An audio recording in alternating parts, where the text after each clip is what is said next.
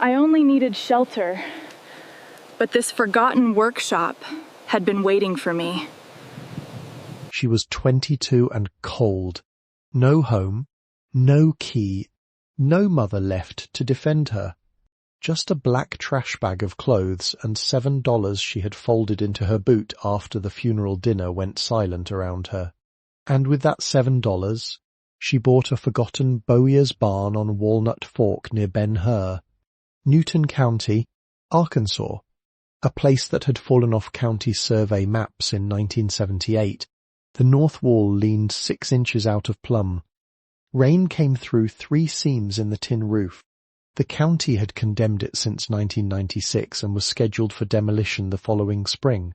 But what nobody knew was that beneath the sawdust floor of the steaming vat, in a sealed PVC tube that had not been opened in over 30 years, was $60,000 and a deed that would change her life forever. Before we continue, if stories like this mean something to you, hit subscribe and tell us in the comments where you're watching from. We love seeing how far these stories travel. Rowan Mae Voss had been bracing her whole life without knowing it. She had learned early that some houses were warm in the kitchen and cold in every other room, and that a child could understand the weather inside adults before she had the words for it. The house where she grew up stood outside Jasper, Arkansas, on a gravel bend where the road washed out twice a year, and the mailbox leaned against a cedar post like a tired man. It had a porch with green paint worn silver in the middle, and a sycamore that dropped its bark in pale strips after every hard rain. In summer, the boards held heat until past midnight. In winter, the window glass filmed white along the edges, and Rowan slept with her socks on. Her mother, Lorna, worked at the laundry behind the motel, and came home smelling of bleach, wet cotton, and the faint scorched sweetness of dryer sheets. She was not a loud woman. She did not fill rooms, did not interrupt, did not slam cupboards even when there was reason. She kept a blue ceramic bowl on the kitchen table for loose change, and every Friday evening she lined the coins in stacks before deciding what could be paid and what must be carried another week. Rowan remembered her mother's hands more clearly than her face from those years, because the hands were always moving, always folding, cutting, rinsing, signing, apologizing, saving. There had been a father once, or the kind of absence that took the place of one. Rowan knew him from a single photograph in a plastic sleeve, a man in a brown flannel shirt with a fishing stringer in one hand and a look of impatience around the eyes. He left before she could remember his voice. Lorna never spoke badly of him, which was not the same as forgiving him. She only said he had been a man who liked roads better than rooms, and after that she would press her thumb into a seam and guide the fabric flat. So Rowan learned her first lessons from women who did not complain and from objects that outlasted people. A kettle could lose its handle and still boil, a chair could be reglued, a dress could be turned inside out and made smaller for a girl whose arms had lengthened over the winter. A life could be kept going with careful stitches no one noticed. The person who noticed was her mother's father, Silas Boone Voss. Silas lived 34 miles away, past Kingston and down a county road where the trees closed over the gravel in late May until the light came through green and broken. He was a bowyer by trade, though the trade had nearly vanished by the time Rowan was old enough to understand the word. He made longbows from Osage, orange, hickory, and sometimes black locust, and he repaired recurves for hunters who did not trust factory limbs or laminated shine. His shop was attached to a narrow cabin with a stone chimney, and behind it stood a shed where seasoned staves rested under weight, each one marked in pencil with a date, a tree, a slope, and a weather note. Every other Saturday, Lorna drove Rowan to him in a car that rattled at 45 miles an hour. She would leave a paper bag of biscuits on his table, kiss Rowan's hair, and go back to the laundry for an extra shift. Silas would not begin work right away. He believed a child should arrive before being taught. He poured coffee into a chipped mug for himself and milk into a jelly glass for Rowan. Then they sat on the back step while the morning loosened. The hills did not wake all at once. They came forward in layers, first the crows, then the squirrels, then the wind passing through oak leaves, then the far knock of a woodpecker somewhere beyond sight. His hands were wide and scarred, with a missing half-moon at the edge of one thumbnail where a draw-knife had slipped in 1974. He wore suspenders over grey shirts, and his beard had gone white in 2 streaks before it surrendered entirely. In the shop he moved slowly, not because age had weakened him, but because haste offended the work. He taught Rowan how to read the back of a stave, how the grain must be followed like a creek through a hollow, how a careless cut across one ring could ruin months of drying. On those weekends, the world became exact. Silas let her sweep first. That was the beginning of everything. She swept curled shavings into a tin pan and carried them to the stove, separating clean wood from dirt with the seriousness of a clerk sorting records. Then he let her oil handles. Then he let her hold a stave while he sighted down its length. By the time she was 12, she could tell by touch where a limb was stiff and where it was likely to hinge. By 14, she was helping him steam stubborn bends in a long galvanized vat, made from a stock tank he had altered with pipe fittings, a hinged cedar lid, and a thermometer mounted at eye level. The vat frightened her at first. It hissed like something alive, and when Silas lifted the lid, white vapour rolled upward and beaded on his beard. He used leather gloves blackened at the fingers. He told her steam was patient heat, no more and no less, and that it worked only when wood had already been prepared to listen. There were rituals on winter mornings. They brought in Osage billets from the rack and set them near the stove, not too close, because sudden warmth could check a good piece. In spring they walked ridgelines looking for trees with a right twist of trunk and enough age in the heartwood. In July he taught her to scrape rather than cut when the rings grew difficult to see. In October, when bow hunters began calling, she sat on a stool by the door while Silas tillered finished bows on a wall tree marked in inches. The string would creak, the limb would bend, and Silas would stand back with one eye narrowed, judging the curve against a standard kept somewhere inside him. He never praised loudly. He tapped a clean shaving with his finger. He nodded once. That was enough. The unforgettable thing he told her came on a morning when rain had pinned them indoors, and she had ruined a hickory stave by trying to hurry a knot. Rowan had thrown the scraper down and turned away, too young to hide the heat in her face. Silas picked up the tool, set it beside the wood, and said, "A bow remembers every place you were impatient." He did not say it sharply. That was why it stayed. Years later, Rowan would understand that he had not been talking only about wood. He meant that pressure left a record. He meant that care was not softness, and slowness was not surrender. He meant a crooked thing could still be made useful, but not by pretending the crookedness was not there. Silas died in November when Rowan was 16, during the first hard frost of the season. He was found beside the wood stove with his coffee still warm on the table and a stave of Osage clamped in the shaving horse, one end worked down to pale gold. The county doctor said his heart had stopped. People brought casseroles, spoke in lowered voices, and stood around the cabin as if waiting for the dead man to explain what should be done with all he had kept. What followed was not cruel in the open way stories often prefer. It was smaller than that and more final. A cousin from Fayetteville took the truck because his name was on a repair receipt. A man who had once hunted with Silas bought the tillering tree and 3 finished bows for less than the price of a new rifle. Boxes of rasp files, bowstring jigs, horn knocks, deer sinew, beeswax, linen thread, and handwritten notebooks disappeared into pickups before Rowan understood they could disappear. Lorna stood in the yard with her arms folded across her coat, saying there would be no fighting today. Rowan saved what she could carry: a crooked scraper with a cherry handle, a tin of amber rosin, a strip of leather Silas had used for backing practice bows, one photograph of him standing outside his shed with a longbow in his hand and sunlight on his left shoulder. She hid those things in a school backpack under her bed, where ordinary life went on, pretending it had not suffered an amputation. Lorna married Carl Pritchard 2 years later.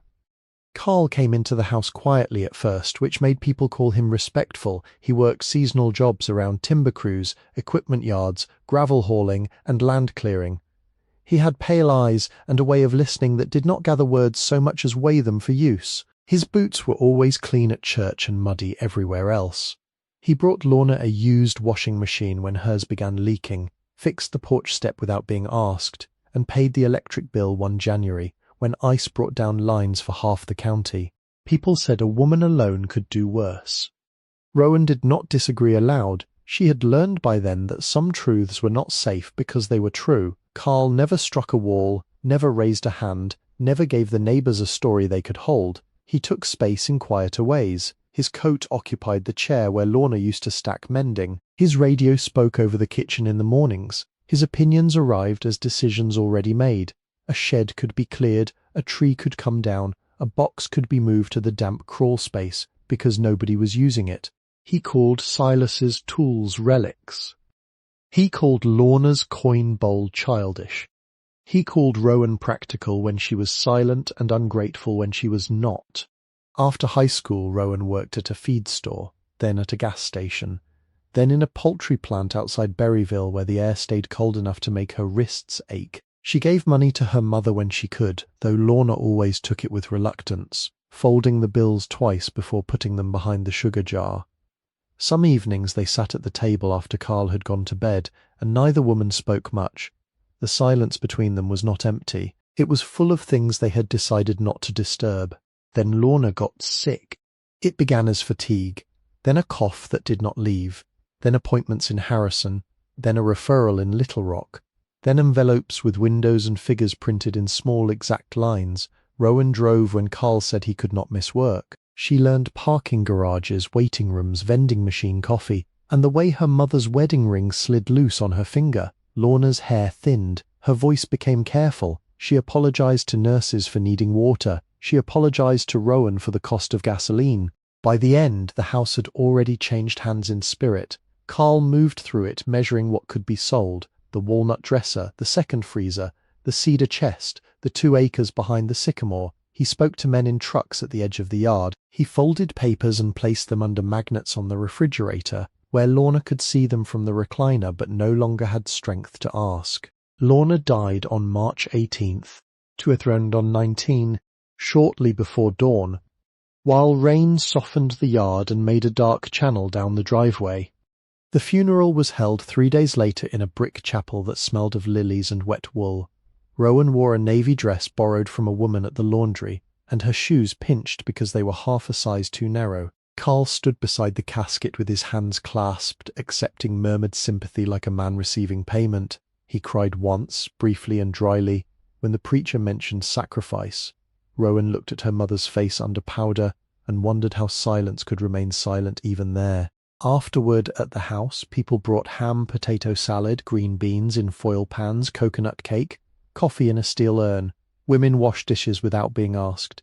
Men stood on the porch discussing rain and timber prices. Carl opened the shed twice that afternoon, walking strangers through it with his head tilted toward the back acreage.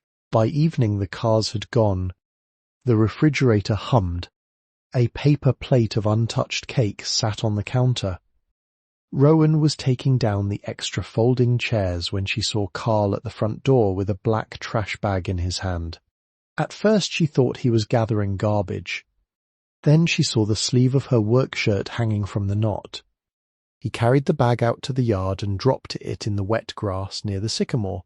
The plastic split along one side, and socks, jeans, underclothes, and the blue sweater Lorna had mended twice, spilled out onto the mud. Rowan stood on the porch with a stack of paper cups in her hands. One cup slipped free and rolled in a half circle at her feet. Carl did not look angry. That was the worst of it. He looked relieved, as if a task had finally reached its proper line. He said, "You are not staying in my house tonight." 8 words. Behind him, through the open door, Rowan could see the kitchen table. On it lay Lorna's folded church handkerchief, the one with a lace edge darkened by use. Beside it sat a manila folder, with a company name printed in green across the top, Ozark Crown Timber Holdings. The sale papers were clipped neatly together. Lorna's signature appeared on the top page, thin and uneven, dated 3 weeks before she died. Rowan stared at the signature longer than she stared at Carl. The betrayal made no sound. It did not arrive with shouting or breaking glass. It sat there in black ink, patient and exact, while rain moved down the porch posts and dripped onto the steps. Her mother had signed because she had been tired or frightened or told it was necessary. She had signed because illness teaches people to accept papers placed before them. She had signed, and the house where Rowan had learned hunger, mending, winter and endurance no longer belonged to anything that remembered her. Rowan set the cups on the porch rail.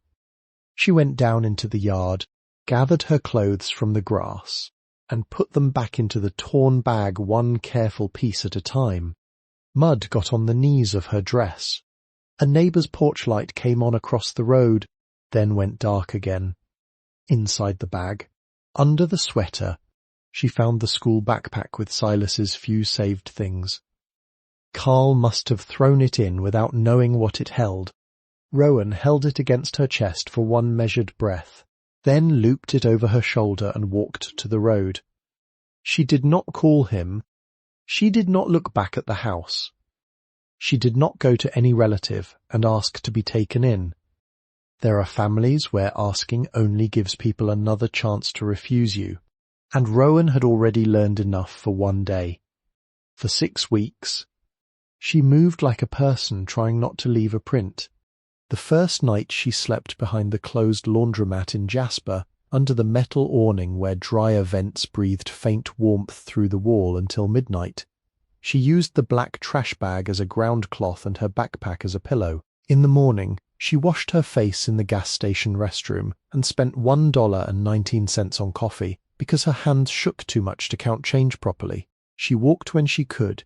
She accepted rides only from women, older couples, or church vans, and even then she sat near the door and kept one hand around the strap of Silas's backpack. In Harrison, she slept 2 nights in the back row of an all-night laundromat, pretending to read a magazine whenever the attendant passed. In Berryville, she found a shelter bed once, but the room smelled of disinfectant and fear, and a woman across from her cried without moving her face, so Rowan left before sunrise and slept the next night behind a pallet stack near a grocery loading dock.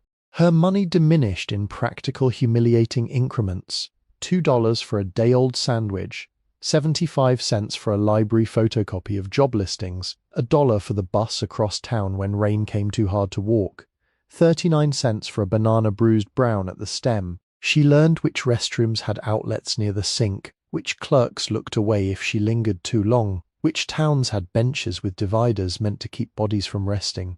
In Eureka Springs, where the streets climbed and curved like they had been laid by weather rather than surveyors, she spent 3 nights under the back stairs of a closed antiques mall. Tourists passed above her carrying shopping bags and paper cups of coffee, their voices bright and distant. Once a child dropped a penny through the stair slats, and Rowan waited until the family had gone before picking it up. She kept it in her coat pocket, not because it mattered, but because it had fallen near her. By the 4th week, her shoes had softened at the seams, and one sole clicked loose on pavement. She wrapped it with grey tape from a dumpster behind a hardware store. By the 5th, her stomach had learned to quiet itself. By the 6th, she had stopped measuring days by meals and began measuring them by places she could sit without being told to leave. She still carried Silas's scraper. At night, when she could not sleep, she took it from the backpack and closed her hand around the cherry handle. The wood had darkened where his palm had used it, and when Rowan held it, her own hand found the same worn places. She did not let herself imagine the shop as it had been. That would have taken strength from the morning. She only held the scraper until the world settled enough for her breathing to match the dark. On the 41st day after Lorna's funeral, rain drove Rowan into the Newton County Library in Jasper.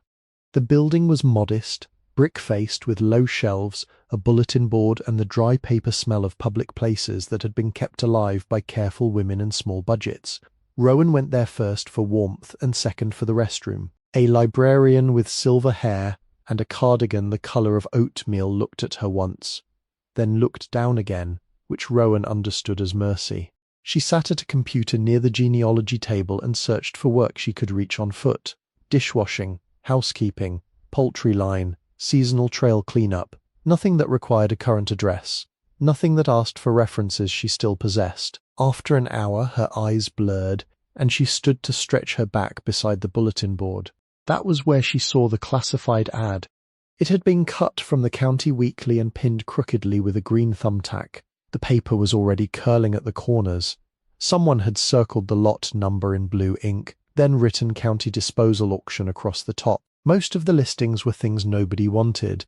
2 filing cabinets, 1 flood-damaged piano, a pallet of cracked culvert pipe, 3 broken school cafeteria tables, assorted scrap metal, 1 condemned wooden outbuilding, purchaser responsible for removal or assumption of liability. The line was small. Former Bowyer's barn, Walnut Fork, near Ben Hur. Structure unsafe. No utilities. Minimum bid, $7. Rowan read it once as a stranger might. Then she read it again as a person listening at a closed door. Bowyer. The word had no business being there. It belonged to Silas's hands, to steam on cedar, to Osage dust yellow as ground sunlight, to the patient bend of wood under pressure. It belonged to weekends before illness and signatures and timbermen in the yard. It belonged to a world people had already carried off in pickup trucks, piece by piece. She took the paper from the board without asking. Then she put it back, because taking things had become too close to needing them.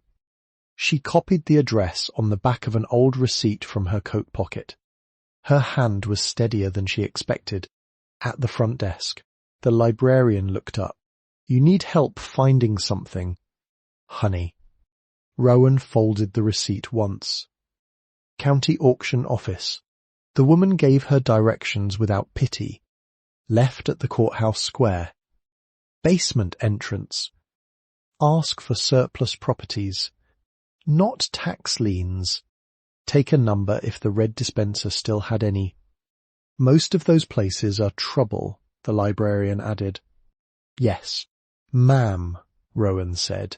The woman opened a drawer, took out a wrapped granola bar, and placed it on the counter between them as if it were an overdue book. Trouble still needs breakfast. Rowan did not thank her right away. She was afraid her voice would fail over so small a thing. She picked up the bar and put it in her pocket with the receipt, then stepped back into the rain. That afternoon she counted her money under the courthouse awning. There were $7 in bills, 1 penny from Eureka Springs and a few coins too necessary to name. The minimum bid was exact and absurd, as if the county had chosen a number low enough to make responsibility legal but not meaningful. She understood liability. She understood unsafe. She understood no utilities and purchaser responsible. She understood that a condemned barn in a forgotten hollow was not rescue in the shape most people would recognize. Still, it was a door. Not a generous door, not a welcoming one. A warped, swollen, half-rotted door hanging on one hinge at the edge of a hill. But it was not Carl's door. It was not her mother's signed-away kitchen. It was not a laundromat chair or a loading dock or a stairwell where other people's footsteps passed above her. Rowan went into the basement office before she could become wise enough to stop herself. The clerk behind the counter smelled faintly of peppermint and carbon paper. She handed Rowan a form, asked for identification, then paused when Rowan placed the $7 flat on the counter. The bills were soft from being folded in a boot. One had a grease mark near Washington's collar. The clerk looked at the money, then at Rowan's face, then at the form. "You plan to move it?" "No, ma'am." "You plan to insure it?" "No, ma'am." "You understand it has been condemned?" "Yes, ma'am." The clerk breathed through her nose, not impatiently, only as a person standing before a fact she did not know how to improve. She stamped the receipt with a brass seal so heavy it shook the counter. The sound was final in a way Rowan had not expected.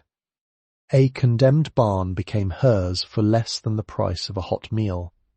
By sundown, the rain had thinned to mist. Rowan stood outside the courthouse with the receipt inside her coat and the black trash bag at her feet. Cars moved around the square with their headlights on. Somewhere nearby, someone opened a diner door, and warm air carried the smell of onions, coffee, and frying meat into the street.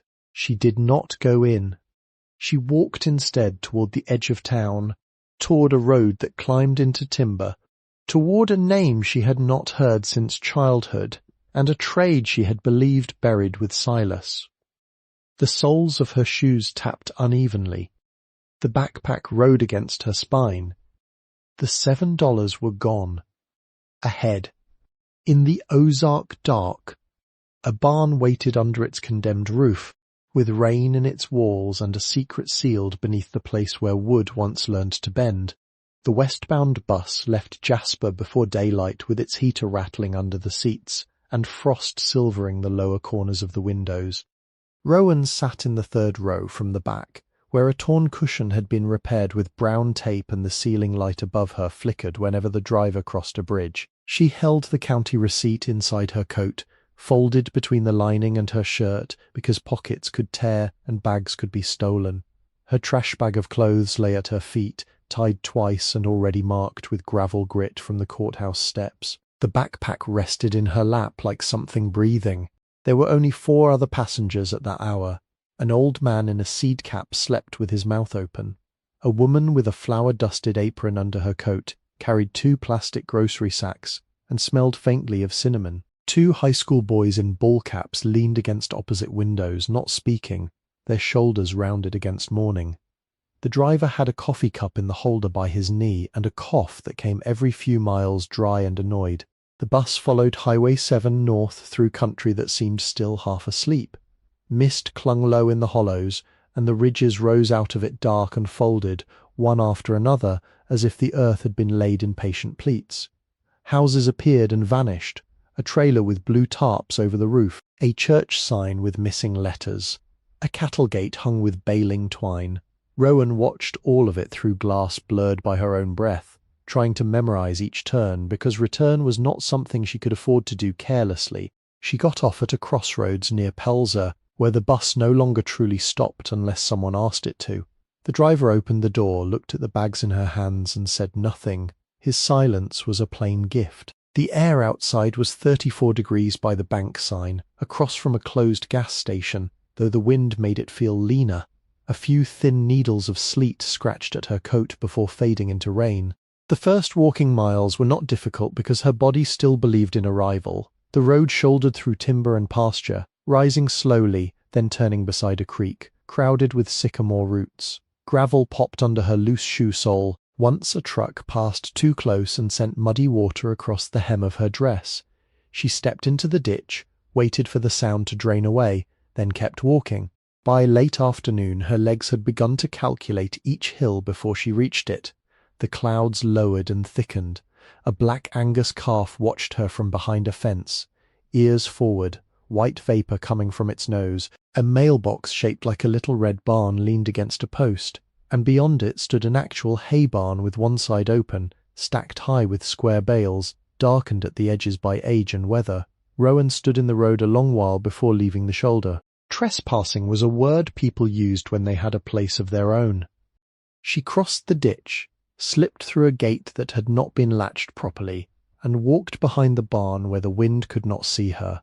The hay smelled of dust, summer, mouse nests, and the dry sweetness of grass cut months before. She climbed onto the lower tier and made a hollow between bales wide enough for her hips and shoulders, then pulled the trash bag against her chest to block the cold. That night the temperature fell to 27 degrees.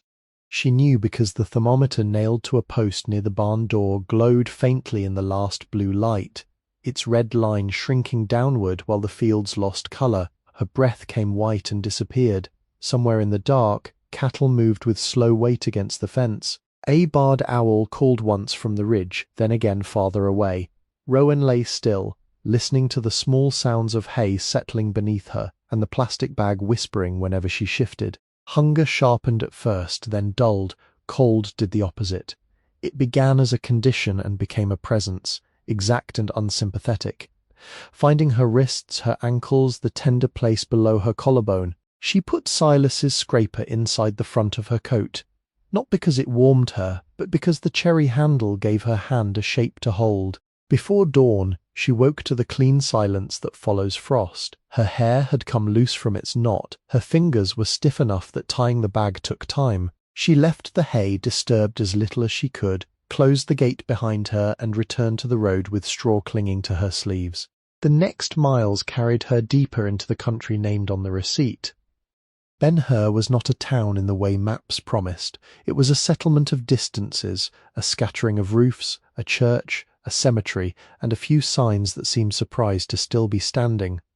By noon, Rowan reached the broader road that served the small town nearest the county office she needed. It lay in a dip between two ridges where rainwater collected at the curbs and the sidewalks. Where they existed were cracked by roots. There was a feed store with a faded Purina checkerboard sign, its front window crowded with salt blocks, leather gloves and sacks of chicken scratch. Beside it stood a diner called Nell's Plate Lunch, the name painted in red letters above a door that opened and closed on the smell of coffee, bacon grease and warm yeast rolls. Across the street was Crowder Hardware, with axes, stovepipe, enamel basins and seed trays arranged behind glass as if the window were a practical museum. Farther down sat a barber shop with one spinning pole that no longer spun, and next to it a pharmacy that still advertised film developing in gold letters on the window. At the end of the block, past a small brick bank and a vacant storefront with newspapers taped across the glass, stood the county annex. Rowan paused under the awning before going inside. Her reflection in the dark glass looked thinner than she expected. Rain had dried in pale marks on her coat. Her hair had taken the shape of wind. There was mud along one side of the trash bag and a brown streak on her cheek she had missed in the gas station mirror. She raised her sleeve and wiped it away. The annex smelled of floor wax, damp wool, old files and coffee that had cooked too long. A hallway ran straight ahead beneath fluorescent lights. On one wall hung framed photographs of past judges, men with solemn faces and haircuts belonging to other administrations. On the other, a bulletin board held notices about burn permits, road closures, rabies clinics, and delinquent property auctions. Rowan followed a paper sign with an arrow, clerk and recorder. The office door was open. Inside, metal filing cabinets stood in rows behind a counter polished smooth along its edge by decades of elbows and envelopes. A copy machine hummed near the back wall. A calendar from a funeral home hung crookedly beside a map of land parcels marked in coloured pencil. There was a rack of rubber stamps, a jar of black pens chained to the counter, and a brass bell no one needed because the woman at the main desk looked up as soon as Rowan crossed the threshold. Her nameplate read Elaine Porter, County Clerk. She was built squarely, with a broad chest, short grey hair set close to her head, and glasses attached to a beaded chain that rested against the front of a navy cardigan. Her hands were strong-looking, the nails trimmed short, one knuckle enlarged from old injury or arthritis. A peppermint sat unwrapped on a folded napkin by her ledger. She had the kind of face that had practiced refusing people without enjoying it. "Can I help you?" Rowan set the receipt on the counter. "I'm here about the disposal deed, Mrs." Porter put on her glasses, then looked from the paper to Rowan and back again. The office clock ticked over the copy machine hum. Somewhere behind a closed door, a man laughed once and then coughed. "You are the purchaser?" "Yes, ma'am." The clerk read the receipt more slowly. Her thumb stopped on the property description. Walnut Fork Bow Works. Rowan had not seen that name before. It was not on the classified line. The words entered the room with the smell of paper and wax, plain and strange. "Yes, ma'am," she said again, because there was no other answer. Mrs. Porter leaned back in her chair. The springs under the cushion gave a small complaint. "I am required to go over several conditions with you before I issue the final instrument. You understand this is not a residence as approved by the county?" "Yes, ma'am." "You understand there is no inspected electrical service?" "Yes, ma'am."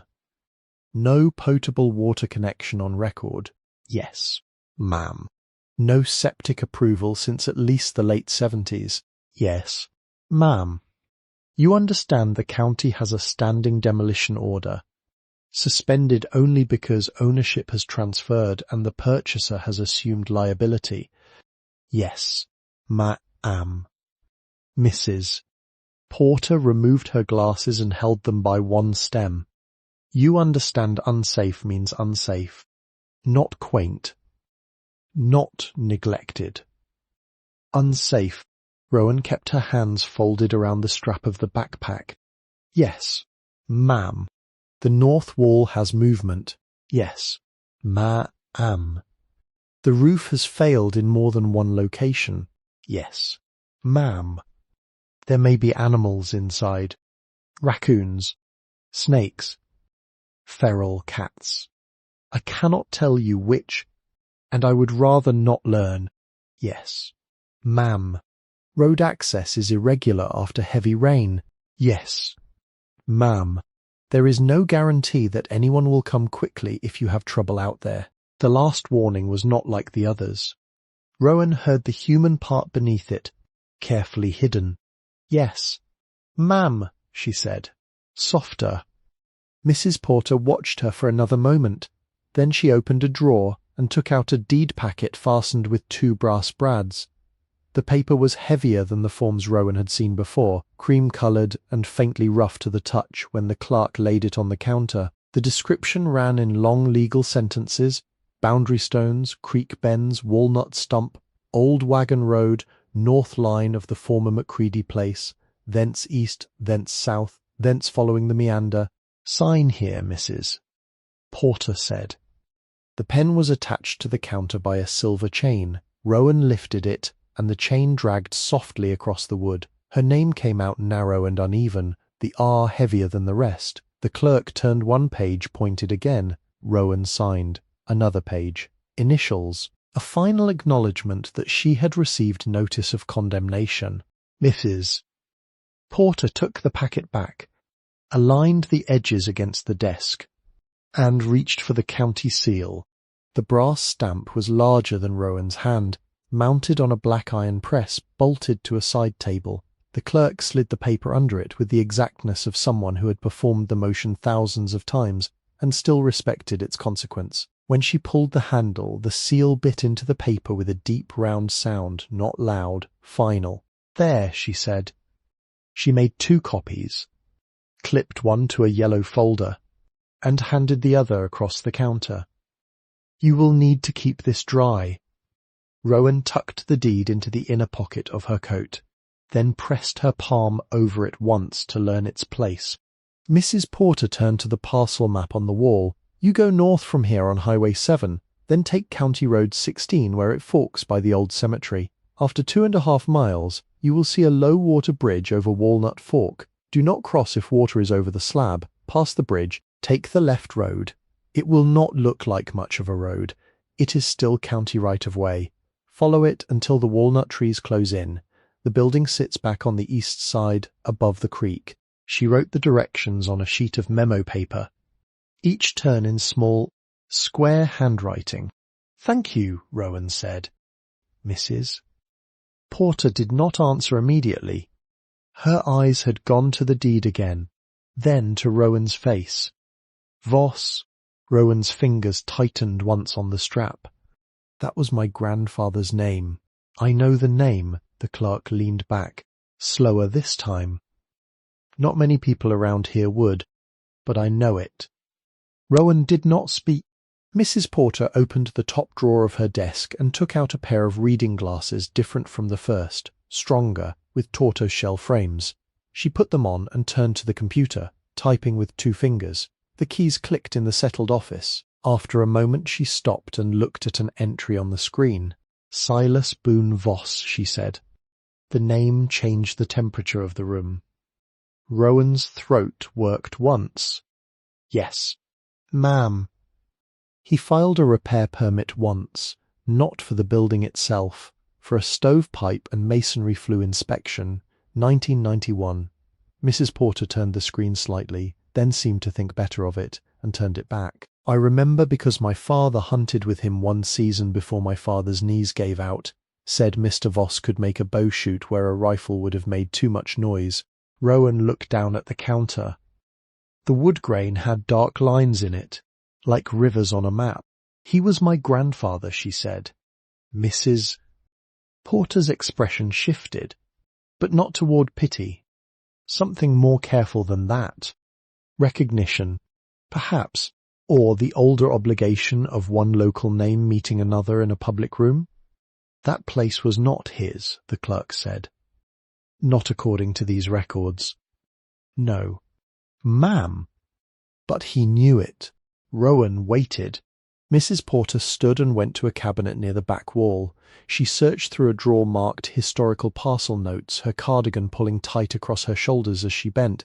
File tabs clicked under her fingers. She removed one thin folder, carried it back, and opened it on her side of the counter.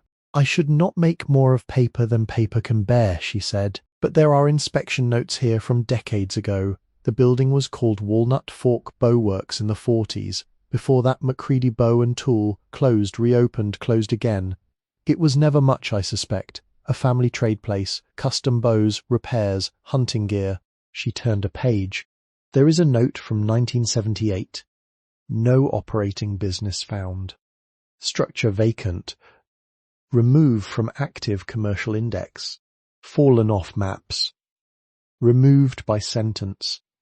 Rowan felt the phrase settle beside the deed inside her coat. Mrs. Porter closed the folder. "Your grandfather signed as witness on a boundary affidavit for the adjoining tract in 1989. That is all I can tell you from here.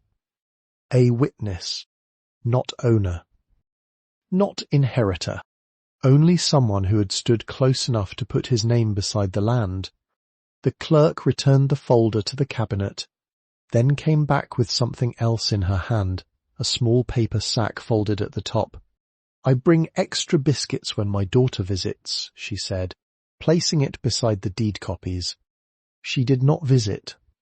Rowan looked at the sack. "Mrs." Porter's voice remained businesslike. "There is no policy against a person forgetting food on the public counter." The office seemed to hold its breath for them both. Rowan took the sack. It was warm at the bottom.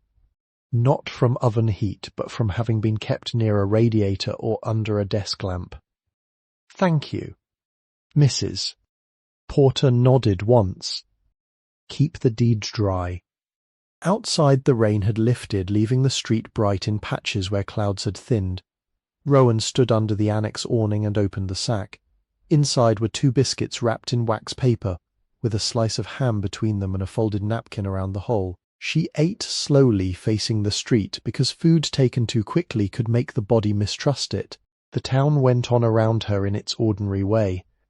At the feed store, a man in overalls loaded 50-pound sacks into a pickup while a spotted dog watched from the cab. At Nell's plate lunch, a waitress wiped the front window in circles, though the glass already looked clean. The hardware store door opened and a bell rang. A boy rode past on a bicycle with one handlebar grip missing. Somewhere above the roofs, a church bell marked the half-hour with one plain note. Rowan folded the wax paper and placed it in her coat pocket. Then she lifted the trash bag, settled the backpack against her shoulders, and began walking toward County Road 16. The road out of town past the cemetery Mrs. Porter had mentioned. Its stones stood on a rise above the fork, some upright, some tilted, some worn nearly smooth by rain and lichen. A wrought-iron gate bore a date from the 1800s, and someone had tied artificial flowers to it with green wire. Rowan slowed but did not enter. Cemeteries had become too full of recent instruction. Beyond the cemetery, the pavement narrowed and gave way to gravel. The world grew less public. Houses sat farther apart, their yards holding the ordinary evidence of rural weather: overturned buckets, stacked firewood, rusted implements, children's bicycles gone pale under rain. A man split kindling beside a shed and paused to watch her pass. He lifted 2 fingers from the axe handle, neither greeting nor challenge. Rowan returned the gesture and kept moving. A brown dog came from under a porch half a mile later, barking in a hoarse, offended way. It followed her along the ditch with its tail stiff and ears flattened, stopping whenever she stopped, advancing when she advanced. Rowan did not run. Silas had taught her that animals trusted panic less than strangers. She kept her eyes on the road and spoke low. "Go home now." The dog barked twice more, then lost interest near a culvert where something in the grass claimed its attention. Walnut trees began appearing after the bridge, first one at a bend, then several along a fence line, then a gathering of them where the land fell toward the creek. Their trunks were dark and ridged, with branches still bare enough to show the sky in pieces. Last year's leaves lay black and slick in the ditches. The air smelled of water, leaf mold and stone warmed briefly by sun. The low-water bridge was a slab of concrete with no railings, its surface stained by years of creek crossings. Water ran below it clear and quick over flat rock, talking to itself in small cold sounds. Rowan stood at the near edge and read the current, the way a person reads handwriting. It was low enough. She crossed carefully, one foot before the other, feeling the space open around her as she left the last true road behind. Past the bridge, the left turn was almost hidden. It began as two ruts between blackberry canes, then rose through second-growth timber where young oaks crowded close and cedar leaned over the track. Tire marks hardened in clay showed that someone had come this way months before, perhaps county inspectors, perhaps boys looking for a place to drink beer, perhaps no one with a lawful reason. Rowan's bags caught on briars, one thorn hooked the trash bag and tore a new hole near the knot. She stopped, pressed the split closed with her hand, and retied it lower. The hill steepened. Her breath became louder than the creek. A crow moved through branches ahead of her, black wing against pewter sky. Twice she had to set down the trash bag and rest her fingers, flexing them until the pins of cold withdrew. Then the trees opened. The barn stood on a shelf of ground above Walnut Fork, angled slightly away from the road, as if it had turned its shoulder to weather and judgment alike. It was longer than she expected, about 40 feet from front to back and 22 across, built of weathered oak boards gone grey, where the stain had vanished, with stone piers under the corners and a roof of rusted tin patched in 3 colours. A narrow brick chimney rose from the back half, not tall but stubborn, with a black iron cap leaning crookedly at the top. The north wall bowed outward, just as the clerk had said, and daylight showed through gaps between several boards. Above the front double doors hung a sign so worn it might have been part of the siding. Most of the paint had failed, but under moss and dirt Rowan could make out faint letters burned into the plank before someone had once filled them with black Walnut Fork Bowworks. One door sagged on its lower hinge.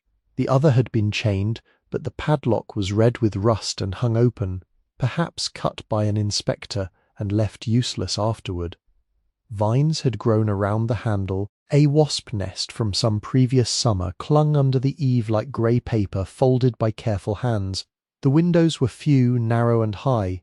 2 had no glass, one had been boarded from the inside, another held a cracked pane with a bullet hole in its upper corner, clean and round. Rowan set the trash bag on the ground. For several minutes, she did nothing. She simply stood there with the deed against her chest and the creek speaking below. The building did not welcome her. It did not reject her. It waited with the plain endurance of things too weathered to perform for anyone. At the threshold, the ground had sunk where generations of boots had crossed. Rainwater collected there in a dark oval. Rowan stepped around it, took the rusted chain in both hands and lifted it free. The links left orange dust on her palms. When she pulled the right-hand door, the wood resisted, then gave suddenly with a long inward scrape that raised dust from the floor. The smell came first. Not one smell, but many layered together and kept under a roof for years. Dry rot, cold ashes, mouse droppings, damp oak, old metal, mildew, the sour dust of raccoon nests, and beneath it all a faint clean bitterness of Osage orange, nearly gone but not entirely. Rowan stood still until her nose separated what was danger from what was age. The front room had once been a receiving room or perhaps a shop where customers stood while work was brought out to them. A counter ran along one wall, its top bowed, its drawers missing pulls. Pegs remained on a board behind it, arranged by size, though most were empty. A cracked glass case lay on its side near the wall, holding nothing but leaves and a dead moth. On the floor, under drifts of dust, were the tracks of animals and the darker marks of water that had entered through the roof and chosen its paths year after year. Light came in through the broken windows in narrow blades. It showed particles turning slowly in the air. Rowan could hear the building now, the tick of cooling metal, the faint shift of boards. A drop of water landing somewhere with deliberate spacing. The place had a voice, but it was not yet speech. She crossed the room carefully, testing each board before trusting weight to it. Near the back, a doorway without a door opened into the workroom. There the air changed. The back room was larger, lower and fuller, crowded with the remains of labour no inspector had bothered to understand. A shaving horse sat near the centre, its footbar broken along the east wall. Wooden racks held a few warped staves, blackened at the ends and coated in cobweb. A long tillering tree had been mounted between two posts, its inch marks still visible under dirt. Iron hooks hung from rafters. A bench stretched nearly the length of the wall, covered in sawdust so thick it looked like a settled blanket. In the far corner stood the steaming vat. It was larger than Silas's had been, built from a galvanized stock tank long enough for full bow staves, set into a timber frame and braced at the sides with iron straps. A cedar lid lay over it in 3 sections, each section fitted with a handle. Pipe ran from a firebox at one end where bricks had cracked and shifted with age. A round thermometer, clouded from inside, still clung to the metal face.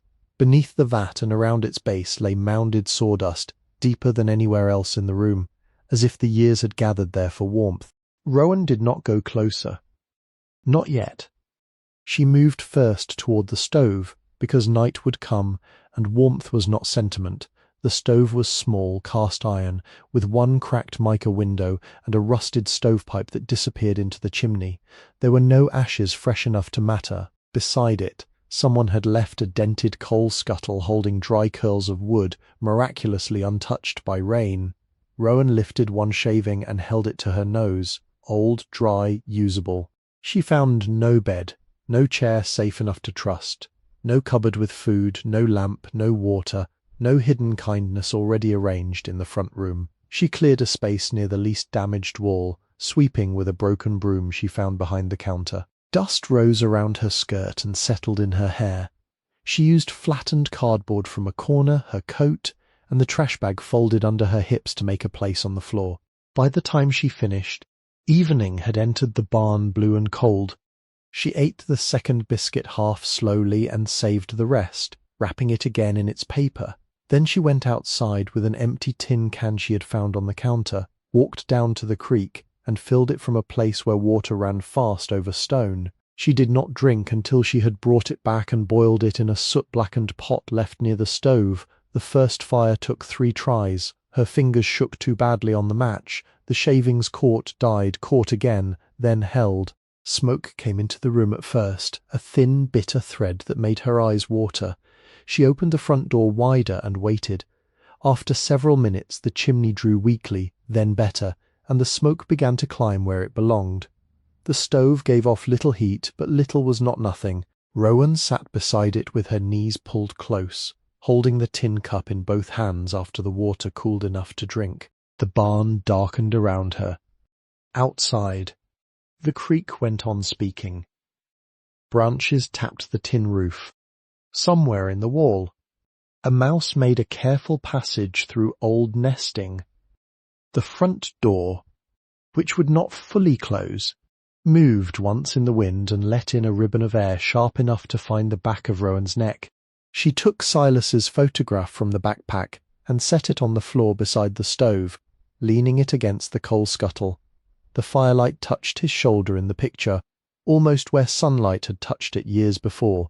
The scraper she placed beside it, the rosin tin, the strip of leather. 4 saved pieces from a life that had been scattered by hands more practical than reverent. There was no prayer in her mouth. There was only the work of remaining. She lay down after the fire had settled into embers, boots still on, coat pulled over her chest. The floor was hard, and cold rose through every layer she had arranged against it.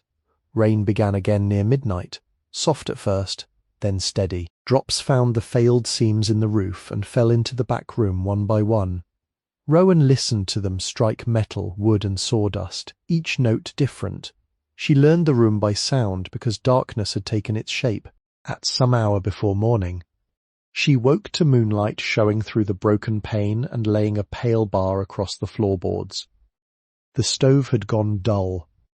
Her hand had closed around the cherry handle of the scraper in sleep. She did not move right away. The building breathed in the wind, not safely, not kindly, but with her inside it. The barn was not empty. It had been waiting.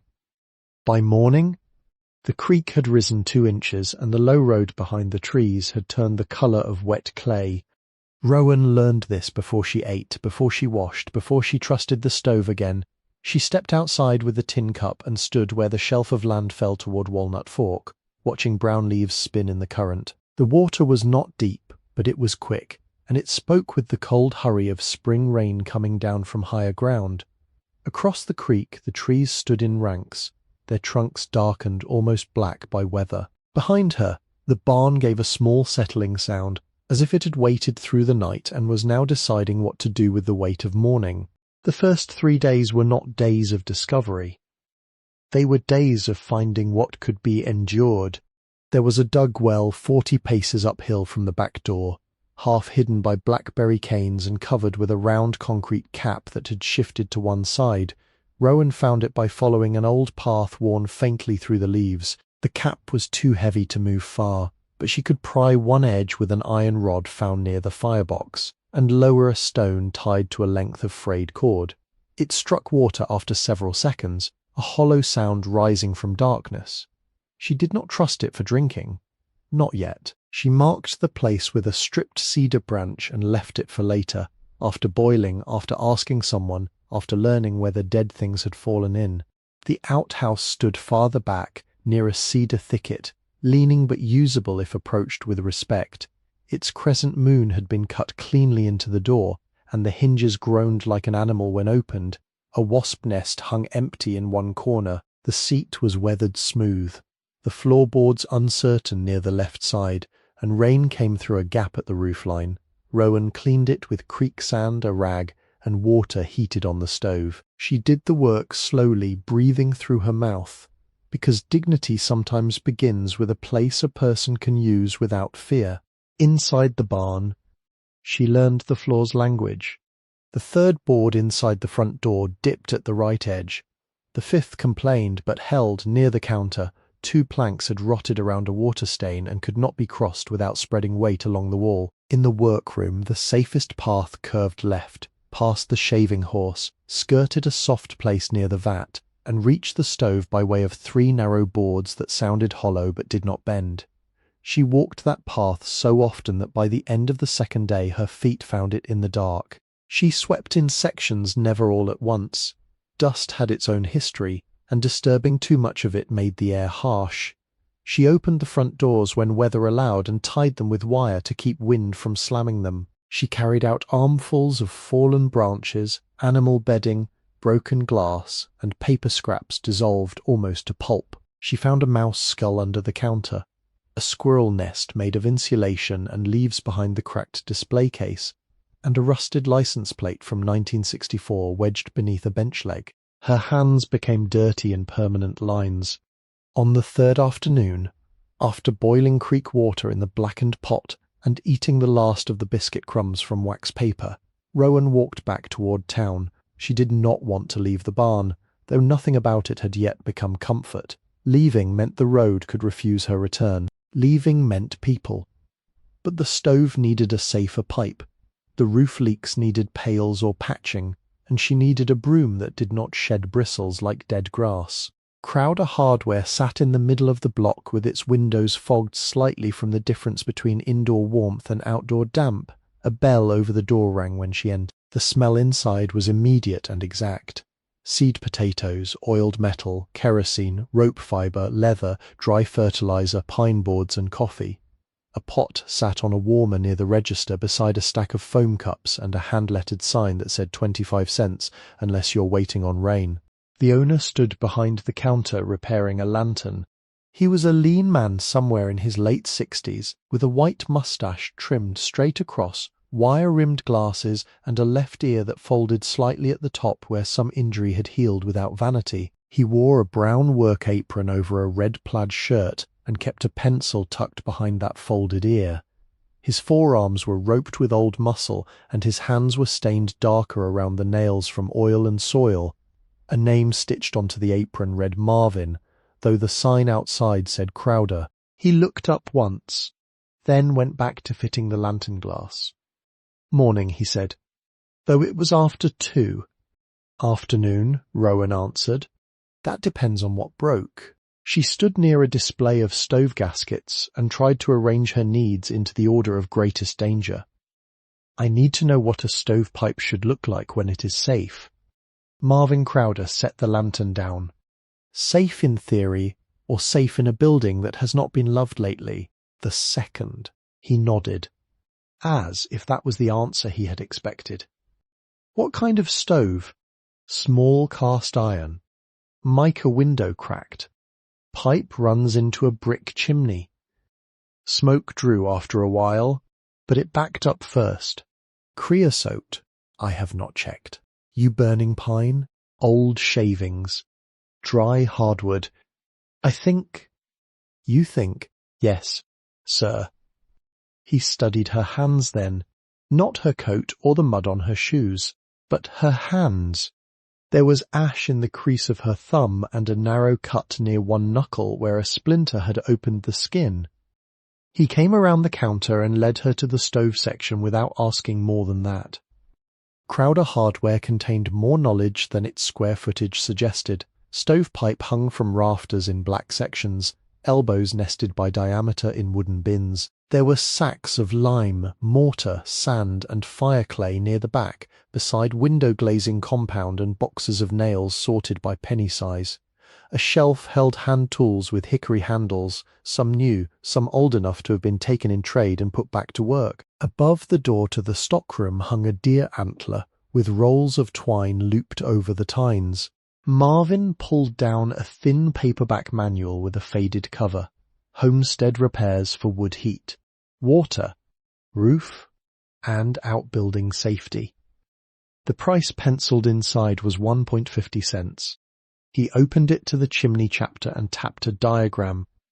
You start by cleaning, not burning hot to clean it. That is how people set flues on fire. You clean from the bottom if you cannot reach the top safely. Mirror. Flashlight. Brush if the diameter matches. Scrape loose creosote into a pail. Wear something over your mouth unless you like coughing black. Rowan followed the diagram with her eyes. "I cannot buy all of this today," she said. "How much can you buy?" It was a question with no kindness in its tone, which made answering possible. "Very little." Marvin looked toward the front window, where rain tapped once and stopped. "You the one bought walnut fork?" Rowan's shoulders settled inward before she could stop them. "Mrs. Porter talks to her sister," he said. "Her sister buys feed from me." News walks faster than people. It was not told unkind. Rowan said nothing. Marvin closed the manual. "I knew a Silas Voss." "Not well." "Enough to know he could sharpen a draw knife better than most men can sharpen a sentence." "He was my grandfather. I figured." He returned to the counter, took out an index card from a drawer, and wrote her name at the top in block letters. "I keep credit accounts for roofers, farmers, widows, fools, and occasionally people who do not yet know which category they belong in." He looked at her over his glasses. "You pay when you can. You do not make me come asking. You do not buy what you do not need." Rowan stared at the card. "I do not have work yet. That was not the question. I can pay some later. Most people can. Few people do." He slid the manual across the counter. "This one is not credit. Take it. Pages smell like mildew because a pipe burst in the back room in '89. Information survived. She touched the cover with 2 fingers. Thank you. Do not thank me until the chimney draws clean. Together they made the first list. 6-inch round wire chimney brush used $3.25. 10 feet of extension rod, 2 sections with 1 bent coupling, $2.00 bot 5 dos mast butt bluck dollar dot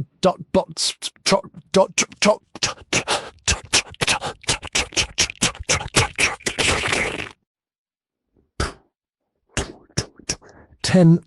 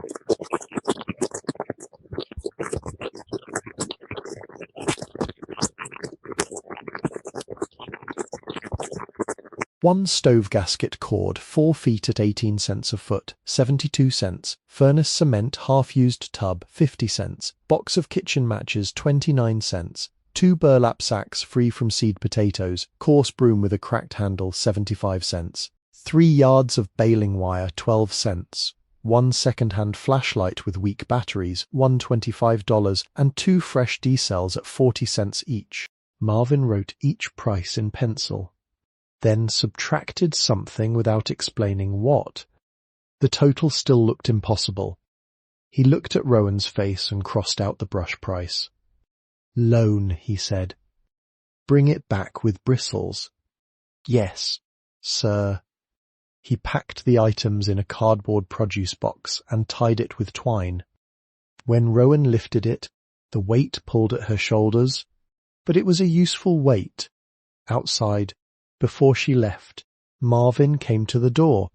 Do not get on that roof. She turned. I did not ask if you intended to. I'm telling you, a rotten roof does not warn twice. Yes, sir. And if the flue sounds hollow wrong, stop. She nodded, though she did not yet know what hollow wrong meant. Back at the barn, she began with the chimney.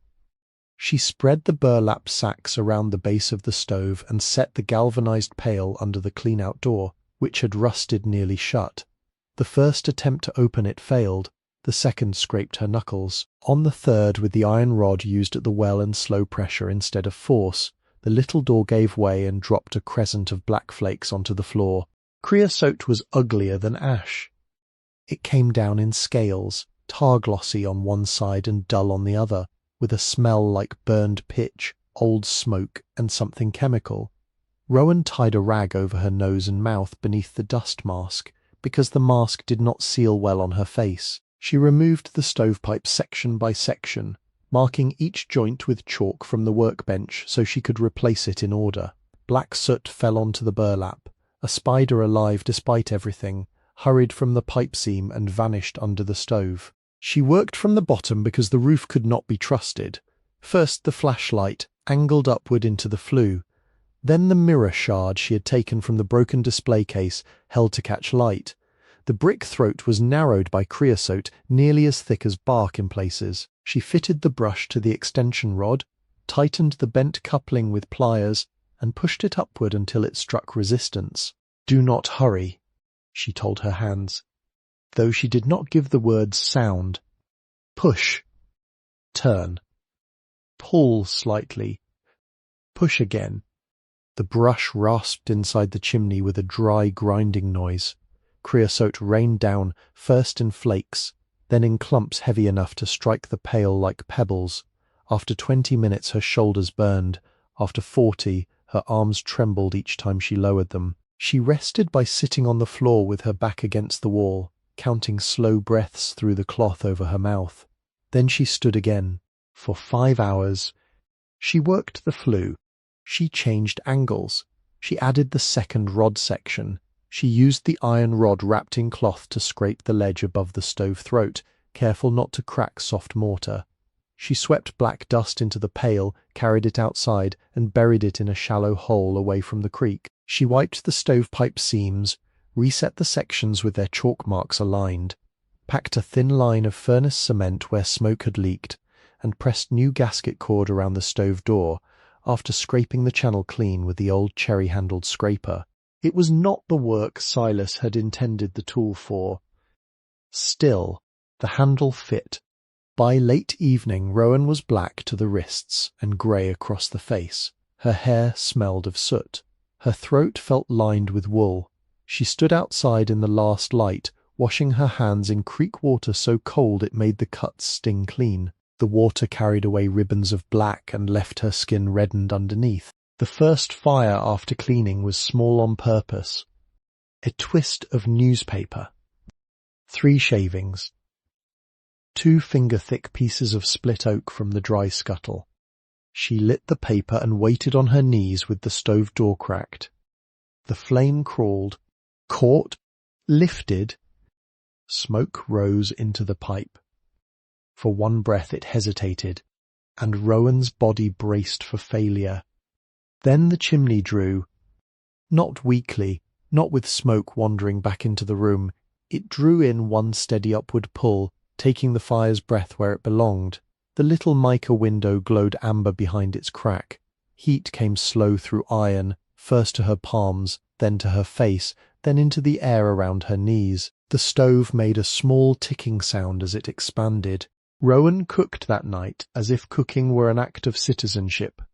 In the blackened pot, she boiled creek water hard for 10 minutes, then added a handful of rice Marvin had slipped into the box without listing it, along with a pinch of salt folded in paper. She found 2 wild onions near the creek bank and cut them with her pocket knife, rinsing grit from the roots. The meal was thin, more water than grain, but steam rose from it. She ate from the pot with a wooden spoon found in the drawer behind the counter after boiling the spoon too. The first hot mouthful made her stop moving.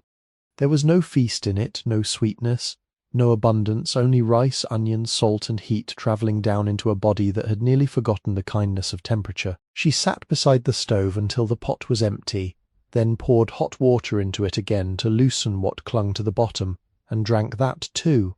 The next morning, work changed from survival to inventory. Rowan began at the front room and moved back with a notebook made from the blank pages at the end of Marvin's manual. She numbered each area because naming made the disorder smaller. Front counter, 3 drawers intact, 2 missing. Vonge.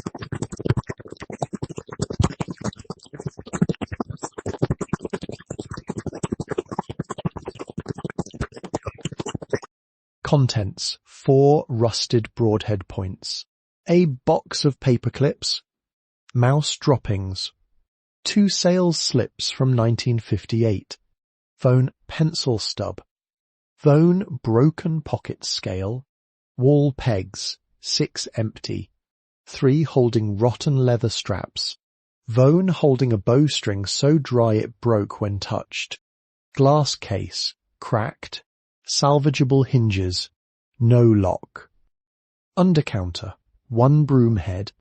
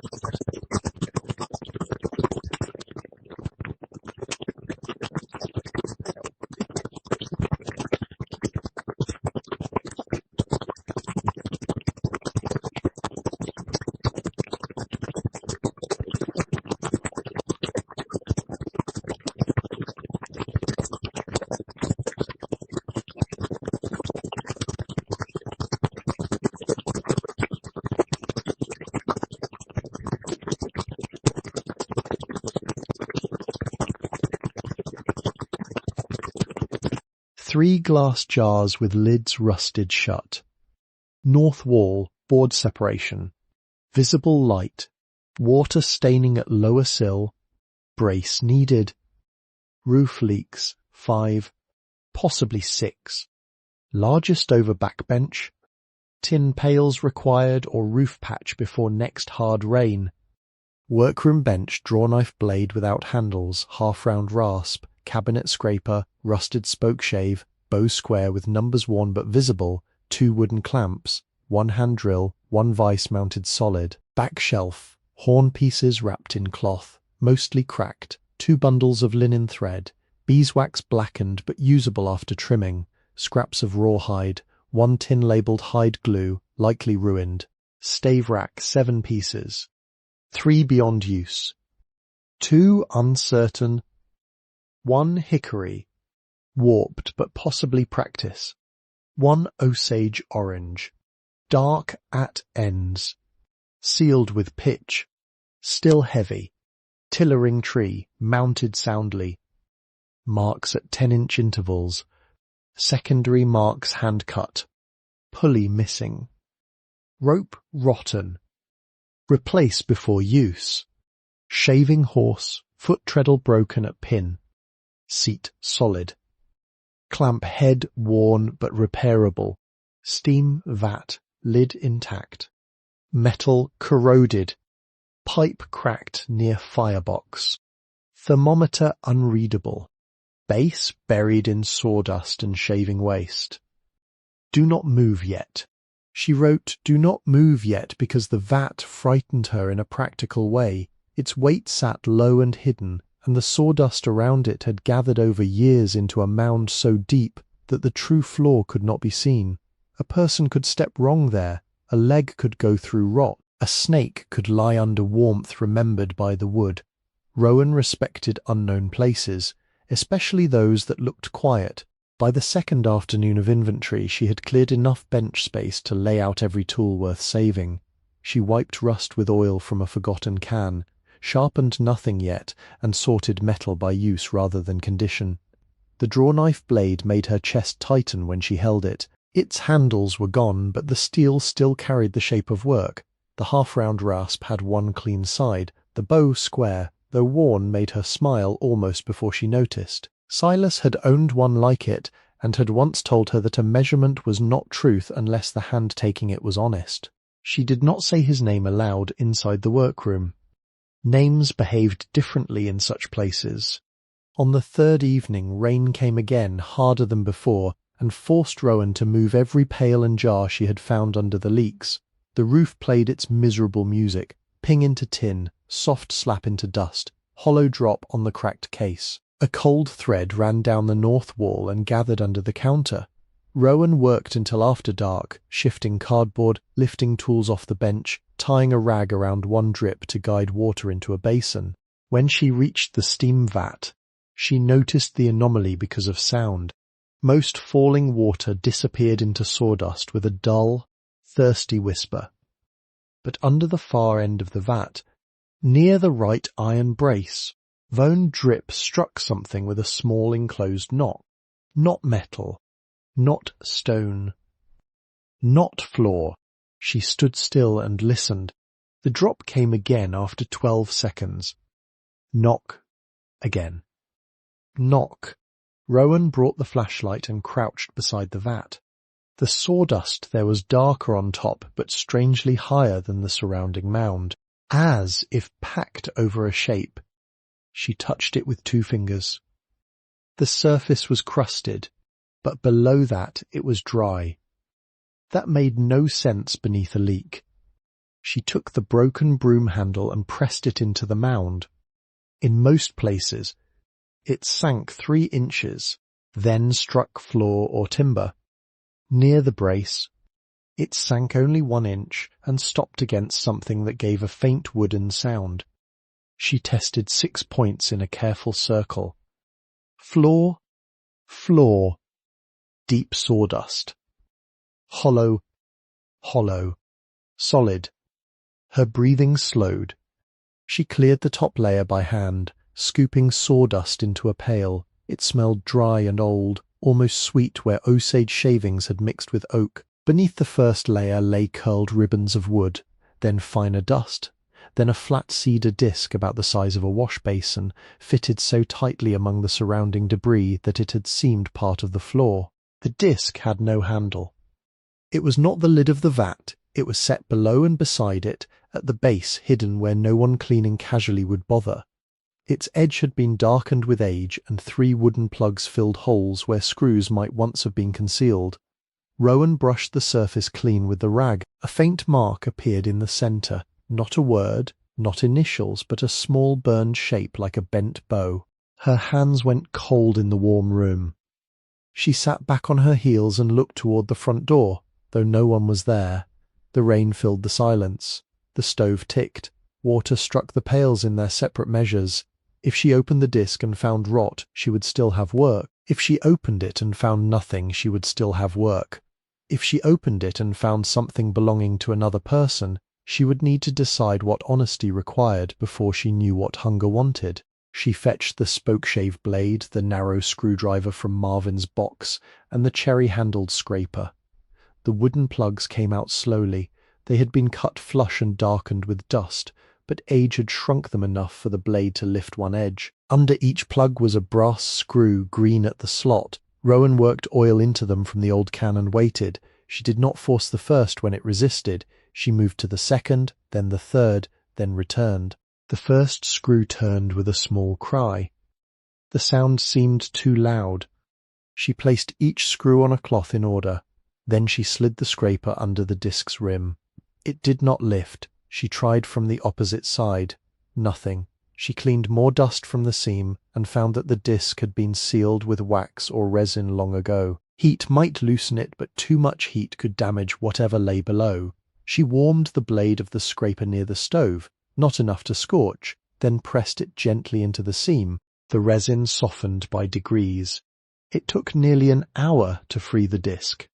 Rowan worked around the edge in patient inches, warming the blade, pressing, waiting, pressing again. Once the tool slipped and cut her thumb. She wrapped it in cloth without stopping. At last the disc shifted. Not much. Enough. She lifted it with both hands. Below was not a deep pit. It was a compartment framed between heavy timbers, dry inside, lined with cedar boards darkened to brown. The smell that rose from it was sealed air, old resin, paper, metal, and the faint peppery odour of Osage heartwood kept from light. The first thing inside was a bundle of cloth. Rowan carried it to the bench before opening it.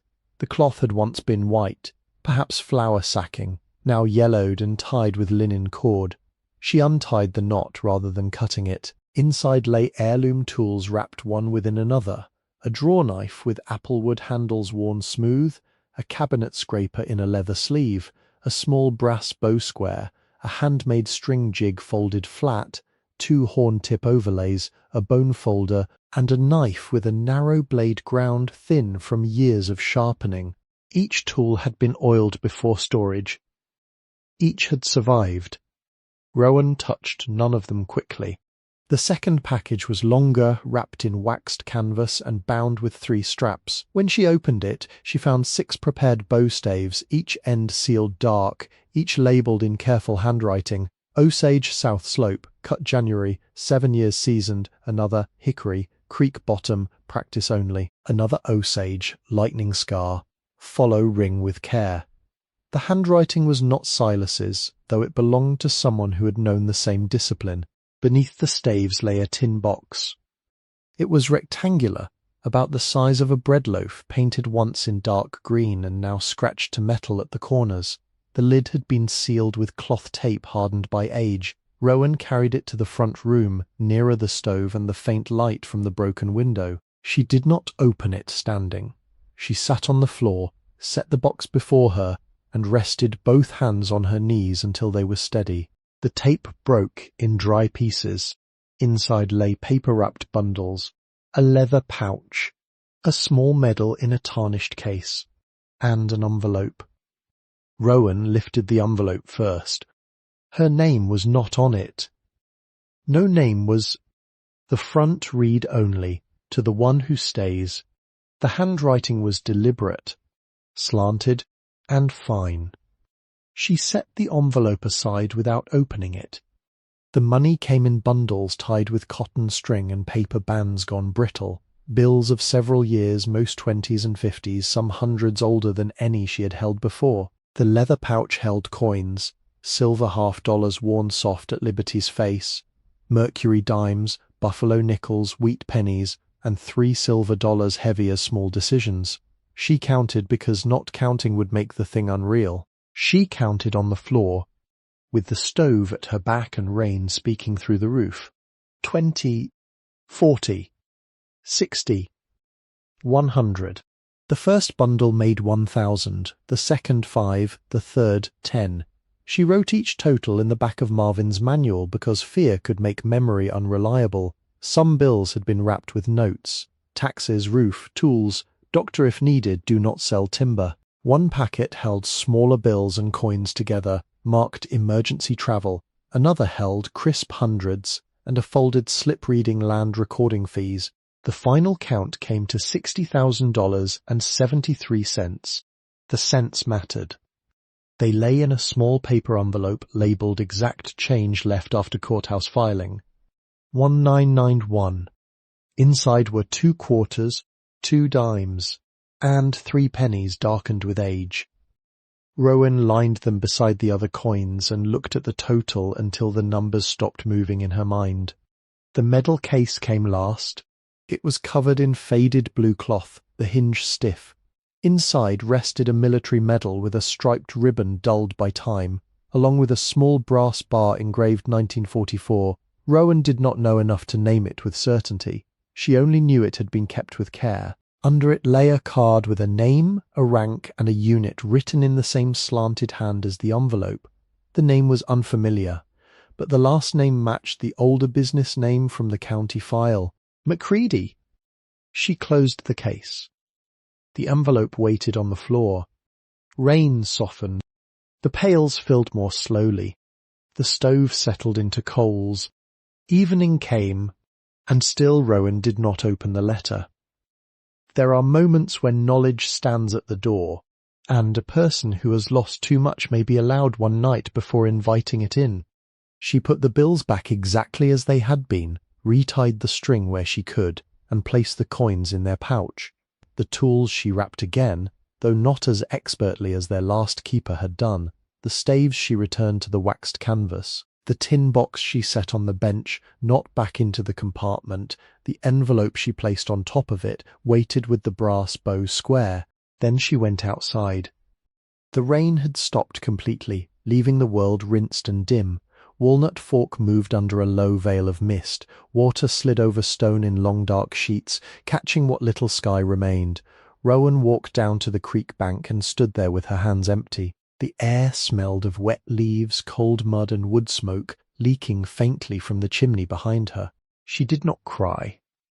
She did not laugh. She did not kneel. She watched water make its way around rock, over root, under fallen branch, never hurried beyond its own nature and never still for long.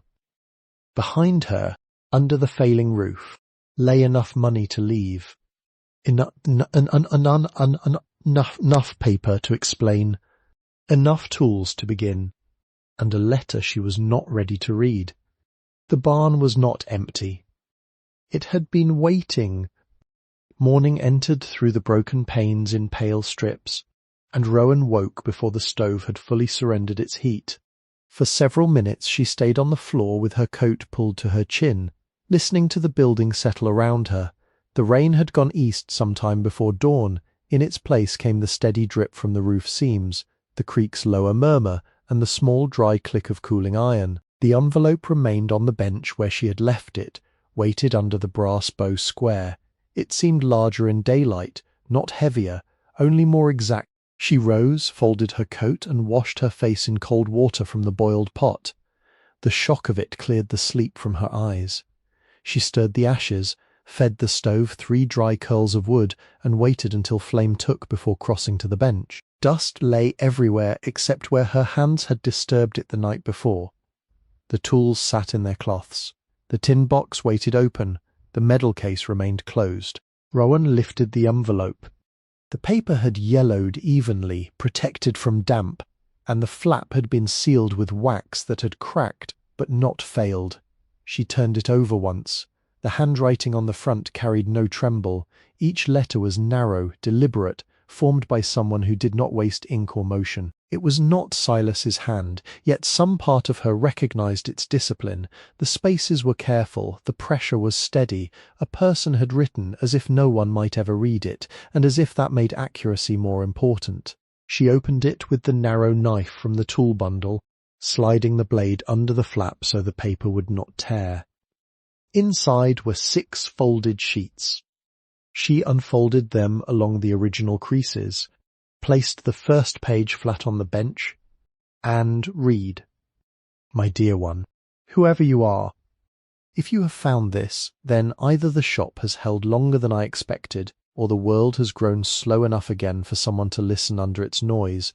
I do not know your name. I do not know whether you are kin by blood, by labour, by mercy, or by accident. I only know that no careless hand will have reached this box. It was hidden where impatience would not look.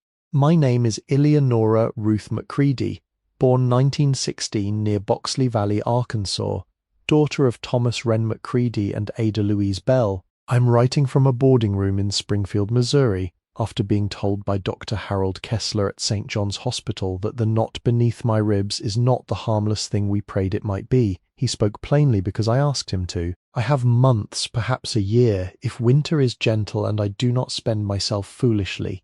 So I'm putting in order what I can. This trade came to our family by 4 generations of hands. My great-grandfather Callum McCready was born in 1838 in County Antrim and came through New Orleans as a young man, bringing no land, no horse, and only a cooper's knife wrapped in linen. In 1869 he settled along Walnut Fork and learned from hunters here which woods could be trusted in these hills. His son, Gideon Callum McCready, born 1871, made bows, tool handles, and wagon bows when cash was rare and barter had dignity. My father, Thomas Wren McCready, born 1889 in this hollow, turned the side trade into Walnut Fork bow works after the Great War, when men returned home wanting meat in the smokehouse and silence in the woods. I was his only child. He taught me, because there was no son to receive what he knew, and because wood did not object to a woman's hand if the hand was honest. The shop closed on October 14th, 1959. I remember the date because frost lay on the grass that morning, and because the last customer, a man from Mount Judea, came to fetch a repaired hickory bow and did not meet my eyes when he paid. By then factory bows were coming through catalogues, bright and fast and cheap. Men began to trust advertisements more than their own fingers. Daddy had been dead 6 years. My husband Samuel Reed had not come home from the war in Europe, lost in 1944 with the 30th Infantry Division near Mortain. My brother Amos, who might have carried some of this with me, was buried after Korea in 1951, though he lived 4 more years in body before fever and metal left in him finished their work. I was tired. I locked the door, banked the stove, and told myself I would reopen in spring. Spring passed 34 times. Silence is not always emptiness. Sometimes it is what a person builds around a wound so the weather cannot get in. I kept the taxes paid when I could. I sold eggs, mended coats, cleaned rooms, and took in enough bow repairs quietly that a few men still came to the back door. I bought the timber around this hollow piece by piece when logging agents began offering cash to families worn thin by bad seasons. I did not buy it to own more than another person. I bought it because a bow begins before the knife touches wood. It begins in a tree allowed to stand long enough. If you mean to work here, remember this. Osage orange must not be rushed from green wood to fire heat. Split in winter if you can. Seal the ends the same day with pitch or wax, and let the stave rest where air moves but sun does not strike it. Follow one growth ring on the back, even when it wanders, especially when it wanders. For steam bending, bring the chamber to 212 degrees and hold it steady. Hickory will take less time, but Osage asks for patience, near 1 hour for each inch of thickness, sometimes more if the heart is stubborn. Bend slowly over a form warmed first by the stove. Tie it down at the tips and belly before it cools. Do not string a bow the day it is bent. Let it remember its new shape overnight, then scrape, never gouge. A good tiller shows both limbs working like 2 sides of the same breath.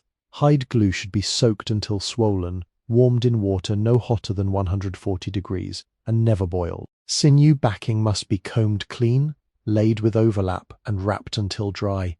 Keep humidity notes, keep failures. They will teach more faithfully than clean pieces. The money is not treasure. Do not let any hungry part of you be fooled by that. It is roof, stove, glass, tax, food, and time. It is a season in which a person may choose carefully instead of desperately. Spend it like seed corn. Keep account. Leave what you can for the next one, because none of us are the final owner of anything worth keeping. The papers beneath the oilcloth prove the surrounding acreage belongs with this place. I bought it under separate deeds so no timber company could take the hollow whole in one bite. If the county has forgotten, remind it. If men laugh, let them laugh while you file copies. The woods do not need speeches. They need boundaries honoured and saws kept back. I have no child to write this to. I have no apprentice who stayed, but I have learnt that inheritance is not only blood moving forward. Sometimes it is a skill waiting in a room, a tool oiled by one hand for another hand not yet born, a door left unbarred in case mercy arrives late. The house is not empty. It has been waiting. You're welcome here. Elianora Ruth McCready, Walnut Fork, Arkansas, May 3, 1991.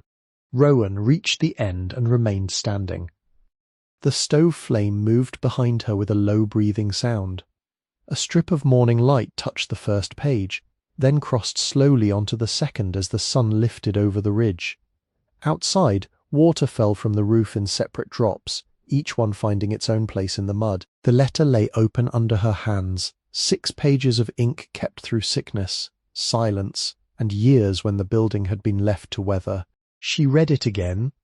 The second reading was slower. She touched each name without meaning to, one finger on Callum, on Gideon, on Thomas, on Elianora. When she came to the date the shop closed, her eyes moved to the front room as if the last customer might still be standing there with his repaired bow and his lowered gaze. When she read about the timber, she looked toward the back wall beyond it to the trees and understood that the silence around the barn had not been emptiness at all.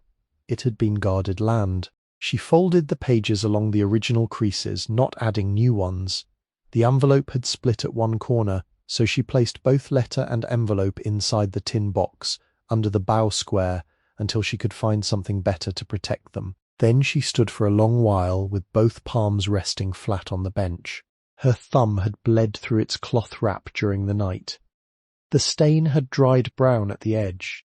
She changed the rag without haste, rinsed the old one in cold water, and hung it from a nail near the stove. After that, she put on her coat and went to the back door. Elianora had written of boundaries, but also of markers. Behind the barn, the ground rose before it fell toward the creek. Rowan searched first along the obvious places, the stone piers, the remains of an old fence line, the well path, the cedar thicket.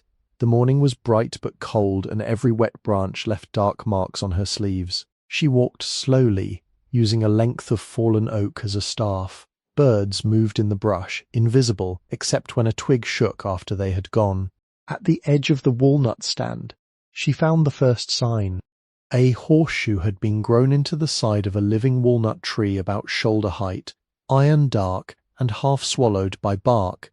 It must have been nailed there decades before, when the tree was slimmer and the wound fresh. Now the trunk had folded around it, holding the curve as if the tree had decided to keep the memory rather than reject it. Under the shoe, nearly hidden by lichen, was a shallow carving, the same bent bow mark burned into the cedar disc. Rowan brushed the bark with her fingertips.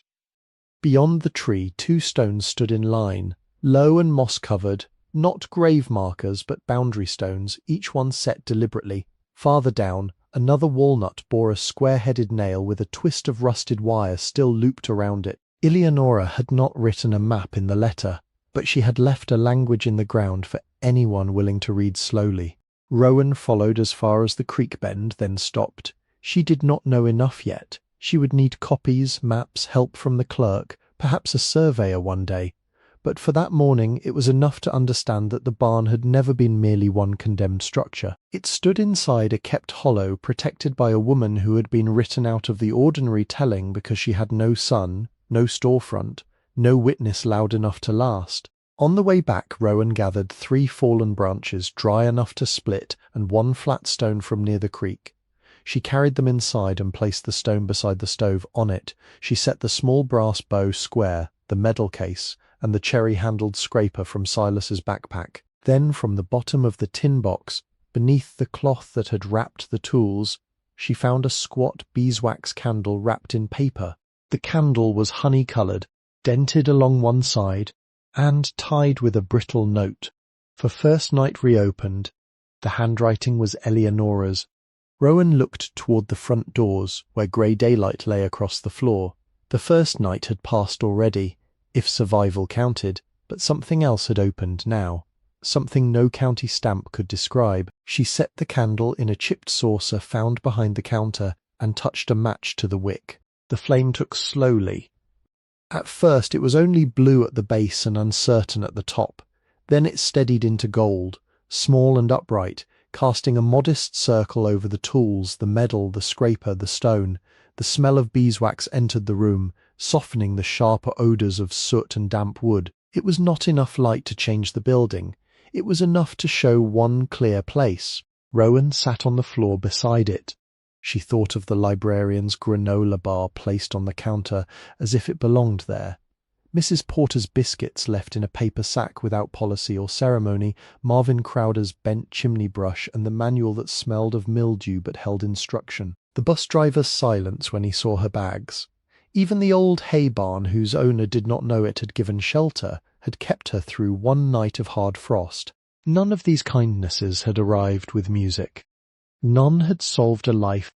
Each had been modest, nearly deniable, small enough that the giver could step away from gratitude. Yet together they had made a chain strong enough to reach this floor, this candle, this letter, this breath. And if you're listening tonight from your own kitchen, your porch chair, your bedroom with the TV low, perhaps you remember one small kindness that kept you moving when you did not have language for how tired you were. Maybe it was a meal wrapped in foil. Maybe it was a ride offered without questions. Maybe it was a teacher who looked at your face and quietly gave you one more day. If you want to, tell us about it in the comments, not the grand things, unless those are what came. Tell us the small ones, the ones that did not announce themselves, the ones that stayed. By afternoon, Rowan began putting things in order. She did not move the money far. She wrapped it again, placed it back in the tin box with the coin pouch and the medal case, and set the box under the workbench where she could reach it, but not see it every moment. The deeds she found beneath the oilcloth exactly where the letter had said they would be, folded inside a waterproof packet and fastened with rustless clips. She did not read every line. The legal language was too dense for a tired mind, and she knew enough to know when knowledge required daylight, a flat table, and someone who understood recording books. She looked at the names, though, tract after tract, acreage described by creek, ridge, stone, and old road, purchases made over years, small parcels gathered like stitches. Elianora's signature appeared again and again, sometimes firm, sometimes slightly thinner, but always legible. Beside some papers were tax receipts, county stamps, survey sketches, and notes in pencil. North Slope, protect stand, no cutting, spring seep, good hickory, turkey roost. Rowan put the papers back. The workroom no longer looked only abandoned. It looked interrupted. That difference changed how she touched everything. The warped staves were not trash until proven so. The broken shaving horse was not debris but a repair waiting its turn. The vat was not frightening in the same way, though she still walked around it carefully. Even the sawdust seemed less like neglect and more like years of labour resting where it had fallen. Near evening she carried the letter to the front room and read the final paragraph one more time by candlelight. Not all of it, only the closing. Then she placed the pages back in the envelope, wrapped them in a clean square cut from the least damaged part of her blue sweater, and slid the bundle into the inner pocket of Silas's backpack. She did not trust the bench yet. She did not trust the roof. Night came colder than the one before. Rowan ate rice again, this time with a strip of salt pork Marvin had tucked beneath the burlap sacks and not charged to the account. She washed the pot, banked the stove, and arranged her sleeping place nearer the workroom, where the candle's faint honey scent still lingered. The heirloom tools lay beside her, wrapped in their cloth. The scraper rested near her right hand. The medal case was above her head, not for use, only because it deserved not to be left in darkness its first night out of hiding. She lay down fully clothed, boots close enough to reach. The building moved around her with its usual complaints: tin cooling, boards answering wind, water dropping into pails. But beneath those sounds was another kind of silence, deeper and less empty than before. A silence with names in it. Before sleep took her, Rowan reached out and placed her palm on the wrapped tools. The cloth was coarse. The shapes beneath it were certain. She closed her hand around them lightly, as one might hold the wrist of someone asleep, feeling for a pulse. The first snow came on December 4th, beginning before dawn as a fine sift over the walnut branches and ending by noon with 4 inches laid across the hollow. Rowan stood in the doorway with her coat buttoned to the throat and watched the roof reveal every weakness. Snow did not fall evenly on bad tin. It gathered along sags, melted first over leaks, and held white on places where cold air moved freely through gaps beneath the seams. By afternoon, the front room had 5 pails working, and the back room had 3. One leak over the workbench had worsened from a drop to a thread, and every thread in winter became a future rot. She did not climb. Marvin's warning had settled into her like a board set level. A rotten roof does not warn twice. So she spent the first day reading Chapter 6 of the mildew-scented manual, the one on roof assessment and temporary weatherproofing. She read it beside the stove, lips moving only when a sentence had to be understood exactly. Then she read it again after supper, tracing the diagrams with the back of a pencil. The third reading came the next morning, while snow fell in clumps from the walnut limbs and struck the ground with soft, hollow sounds. The barn was roughly 40 by 22 feet, with a simple gable roof and a pitch shallow enough to tempt a foolish person. The manual said temptation was not a measure of safety. Rowan measured from inside first, counting rafters, marking failed places with chalk on the underside of the decking where daylight entered, and drawing the roof plan on the back of a feed sack Marvin had given her. She wrote numbers twice because cold fingers made poor witnesses. 14 rafters per side. 3 broken or split on the north slope. 1 ridgeboard section soft near the chimney. Tin sheets mismatched, patched over patches. No proper underlayment left where the worst leak entered. Eaves ragged but not beyond repair. At Crowder Hardware. She spread the drawing on Marvin's counter. He put on his glasses, pushed a coffee cup aside, and studied it without hurry. You need more than patch. I know. You need help.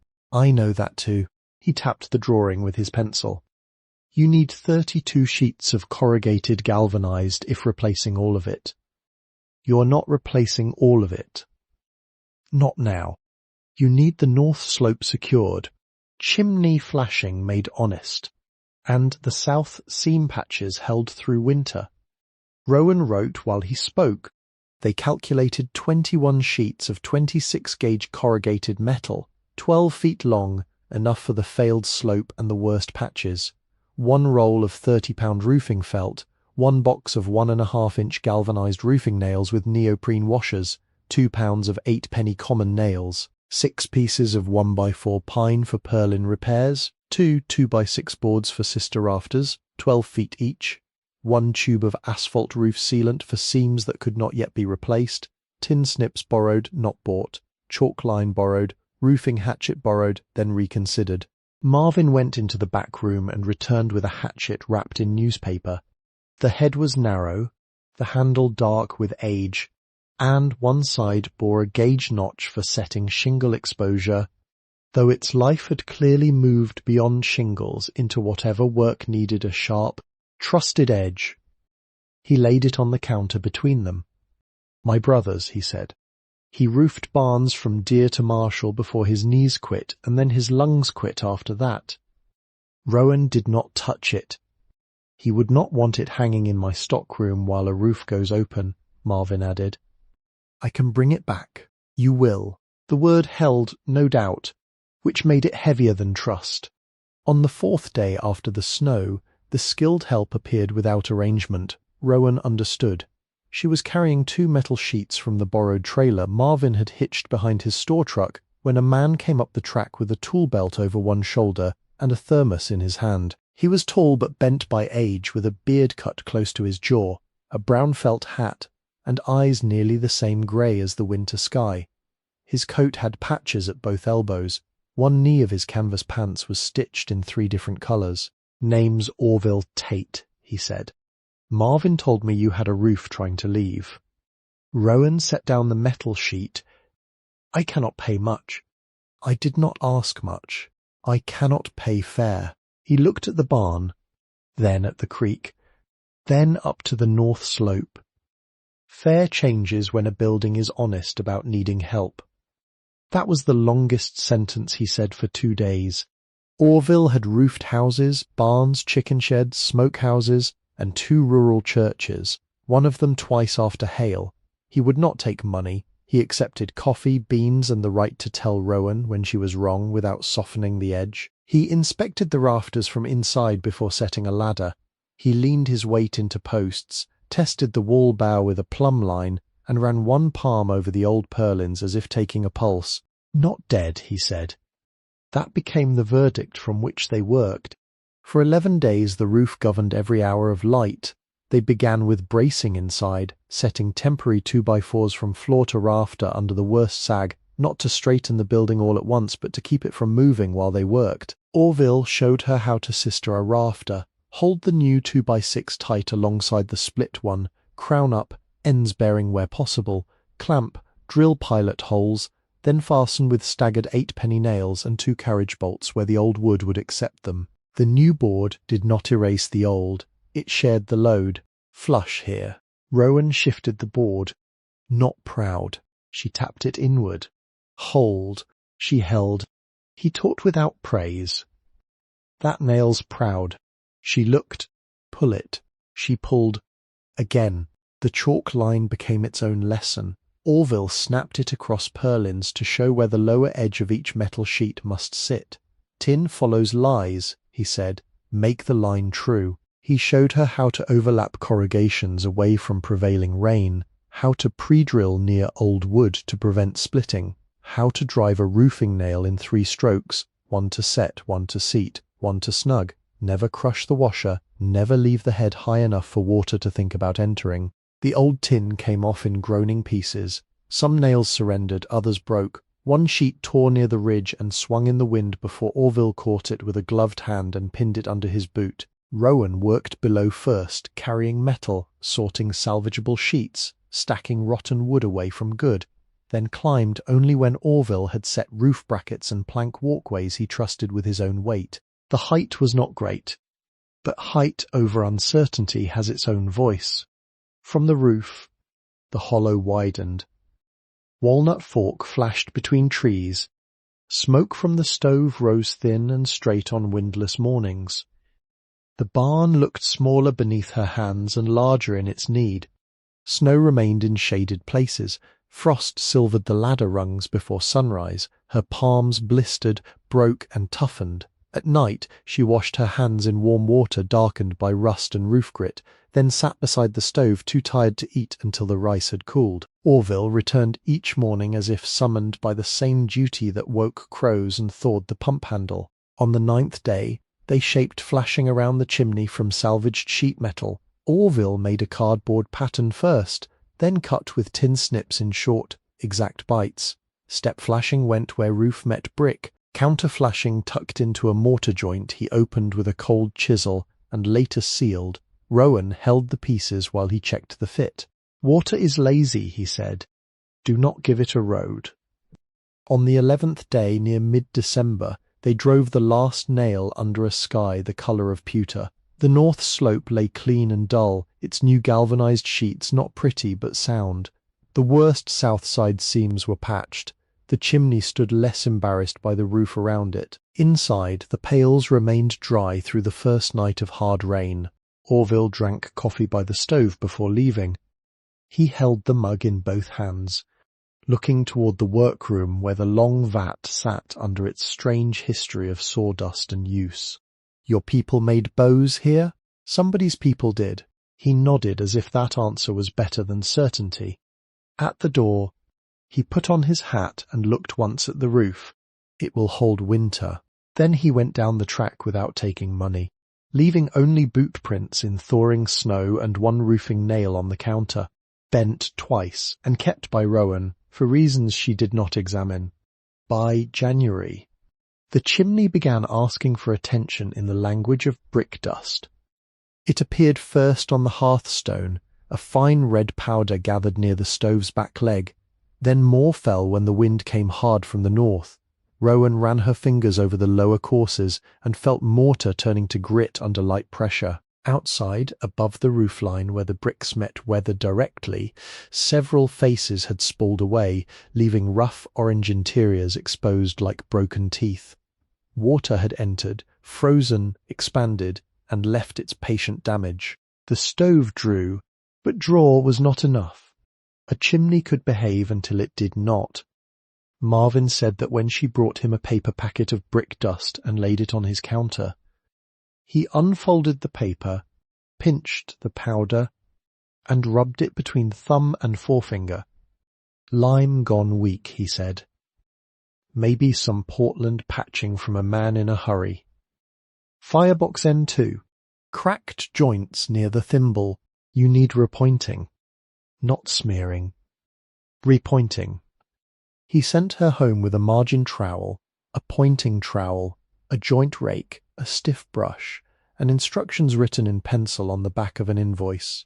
The mix for exterior chimney joints was 2 parts clean sand to 1 part hydraulic lime, with just enough water to make it hold a ridge. For the hotter area near the stove thimble, he gave her a smaller sack and a different ratio, 1 part fire clay, 1 part lime, 2 parts sharp sand, no soupy mortar, no working in freezing air if she could avoid it, dampen old joints first, pack deep, tool when thumbprint firm. He also sold her a pair of used leather gloves with 1 patched palm. Bare hands in lime will teach you once, he said. The next 3 weeks moved in temperatures mostly in the 20s. Some mornings the tin cup froze to the counter if she left a ring of water under it. The creek edges grew shelves of ice, thin and glassy over stones. Frost crept inside the front windows and feathered across the cracked pane with such delicate forms that Rowan sometimes stood looking at it before remembering the work waiting. She began outside on the days that rose above freezing by noon. The ladder felt colder than the air. She climbed with the joint rake tied to her belt and a brush in her coat pocket. Working above the roof required smaller motions than ordinary labour. She raked failing mortar from between bricks to a depth of 3/4 of an inch where possible, sometimes more where joints had hollowed. Powder fell down the roof and collected in the corrugations. She brushed each joint clean, sprayed it lightly with water from a bottle warmed inside her coat, then packed new mortar in thin layers with the pointing trowel. Her hands went numb every 15 minutes. The gloves helped, but gloves also stole touch, and chimney work required knowing when mortar had filled a joint rather than only covered it. She worked until her fingers lost sense of pressure, climbed down, came inside, and held her hands near the stove without letting them get too hot too quickly. Pain returned in needles. She flexed each finger, counted them without thinking, then went back up. There was no grand progress to admire at day's end. A person could work 4 hours and complete a section no larger than a dish towel. Repointing asked humility from anyone who wanted visible proof. Rowan learned to look for smaller confirmations, a joint packed solid to the back, a brick face brushed clean before mortar smeared it, a vertical line made tight enough to shed water. Near the thimble inside, the work changed smell. Old soot lived in the brick, and every scrape released it. She let the stove go cold before working there, then cleaned the cracked joints with a narrow tool made from a bent nail. The fire clay mix felt different under the trowel, heavier, silkier, more stubborn. Marvin had told her not to make it pretty, make it right. The words stayed beside her as she pressed mortar into heat-worn spaces where smoke had once found passage. On the coldest morning, the thermometer outside the hardware store had read 21 degrees when she passed. She should have waited. Instead, she tried to work, because waiting felt like losing ground. By the 3rd trip up the ladder, her fingers had become clumsy, and she dropped the brush. It slid down the roof, struck the new tin, and fell into snow below. Rowan stayed on the ladder longer than sense allowed, forehead resting against a rung, breath fogging the cold metal. Then she climbed down. She did not finish that section. She came inside, took off the gloves with her teeth because her fingers would not obey, and placed both hands around a mug of warm water. The candle saucer still sat on the flat stone near the stove, though the candle itself had burned halfway down. The heirloom tools remained wrapped on the bench. Nothing in the room scolded her. The chimney could wait one afternoon. The body holding the trowel had to last. The next day she worked better. By late January the chimney had changed character. It did not look new, which pleased Marvin when he came out to inspect. It looked mended. The joints were full, the spalled faces protected where they could be, and the flashing Orville had taught her to set now lay tight against brick that no longer crumbled under a thumb. Marvin stood outside with his hands in his coat pockets. Looking up, "You did not smear." "No, sir." "You did not prettify." "No, sir." "Good." Inside, he examined the thimble repair, tapped around the mortar with the handle of his screwdriver, and listened. Let it cure slow. Small fire tonight. Better fire tomorrow. That evening Rowan built the test fire with 6 pieces of split oak, no thicker than her wrist. The flame caught clean, the stove warmed. Smoke rose, entered the pipe, passed into the chimney, and did not return. Outside, under a sky swept clear by cold, Rowan stood beside the barn and looked up at the chimney cap. Smoke came out blue-grey and thin, then vanished into the evening without stain. Clean. She stayed there until her hands ached from cold again, watching proof become air. The floors waited under every other job, taking mud, ash, sawdust, spilled water, boot grit, and the weight of nights. They were white pine, hand-planned in some places, worn hollow in others, fastened with rose-head nails that had been cut and driven by hands long gone. Rowan discovered this slowly while clearing the last deep layers from the front room. Machine nails sit with a different confidence. These had irregular heads, each one slightly off from its neighbour, blackened with age and set flush or nearly flush into boards that had darkened under decades of oil, smoke and weather. The manual had only 2 pages on floors. Marvin had opinions enough to make up the difference. "Do not sand history away," he said. "I need to clean them. Clean is not a race." He rented her a random orbit sander for $14 a day after making her promise not to keep it longer than she could use it. The machine was scuffed, loud and heavy in one hand, with a dust bag patched in 2 places with duct tape. He sold her sanding discs in 3 grits, 80, 120 and 220. Start only where boards were sound. Set nails below surface first. Never linger in one place. Let the machine move, vacuum between passes if she could, sweep if she could not, tack cloth if available, damp rag if not. Before sanding, Rowan spent 2 days setting nail heads with a punch and hammer. Each rose head nail required attention. Some were already deep. Some stood proud enough to tear paper or skin. She knelt with one knee on folded burlap and moved board by board, tapping metal into wood without splitting the fibers around it. The rhythm steadied the room. Tap, check, tap, move. The first pass with 80 grit was not beautiful. It was labour and noise. The sander bucked until she learned its pull. Dust filled the air despite the bag, soft pine dust pale under the darker dirt it lifted. She wore the cloth over her mouth again, and by noon her eyelashes felt gritty. The machine revealed water stains that could not be fully removed, burn marks near the stove, a long scar where some heavy object had once been dragged across the floor, and near the counter a cluster of small cuts that might have been made by broadheads dropped point down over many years. She kept them. The second pass, with 120 grit, softened the roughness left by rescue. Boards that had looked grey began showing colour beneath.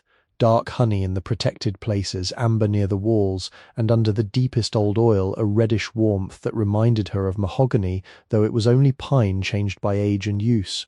The third pass with 220 was quieter in the hand. Not silent, never gentle, but the floor no longer fought her. She did the front room first, then the safe path through the workroom, then the area around the stove. She did not sand under the vat. That place had given up one secret already and had earned the right not to be disturbed without reason. Finishing the floor became a lesson in waiting. Marvin had 2 options on the shelf: tung oil dear enough to make Rowan hold the can a long while, and boiled linseed oil cheaper but slower and darker. They chose both with care. A first thinned coat to feed the dry wood, then 2 more coats adjusted by room and wear. Apply thin, wipe excess. No puddles. 48 hours cure between coats if the weather allowed. Keep dust down. Keep fire modest until fumes had settled. The first coat disappeared almost as soon as she spread it. The boards drank like a field after drought. Rowan worked with rags made from ruined clothing, kneeling and moving backwards so she would not trap herself in wet shine. The oil brought out every grain line. It did not make the room new, it made the room legible. Nail-heads darkened. Saw marks appeared near the threshold. The long drag scar deepened instead of hiding. By the second coat, the floor had taken on a steady glow, not polished, not grand, but alive under light, dark honey to mahogany. The change happened over days, and because it happened slowly, Rowan trusted it. On the morning after the second coat in the workroom, she woke exhausted beyond ordinary tiredness. Her arms lay heavy at her sides. The thought of lifting another rag, hauling another pail, or measuring another board made the air seem thick. Outside, the sky was clear and pitilessly bright. The stove needed tending. The floor needed its cure checked. The pails needed emptying. The manual lay open where she had left it. She did none of it. She put on her coat and walked past the well path, past the cedar thicket, down beyond the creek bend, to a marshy widening where water slowed among reeds. She had seen the place only from a distance before, a silvered patch below the walnut stand where cattails stood brown and stiff. The ground sucked at her boots. Ice had formed in shallow panes between clumps of grass. A great blue heron stood near the far edge. It was taller than she expected, narrow and severe. Its neck folded back, its long bill aimed toward water. The bird did not startle. It acknowledged her only by becoming more still. Rowan stopped beside a fallen log and sat with her hands in her coat pockets. The cold came up through the wood. The heron waited. Water moved under thin ice with faint ticking sounds for an hour. Perhaps 2. Neither of them did much that would count as action. The heron lifted one foot and placed it down without ripple.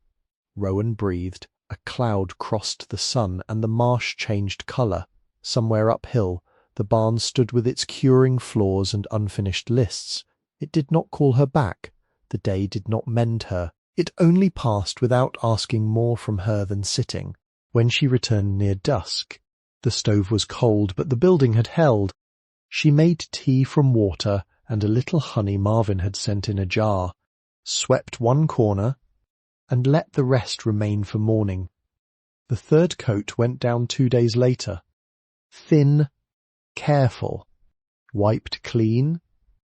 After 48 hours, she walked across the front room in stocking feet, carrying her boots in one hand.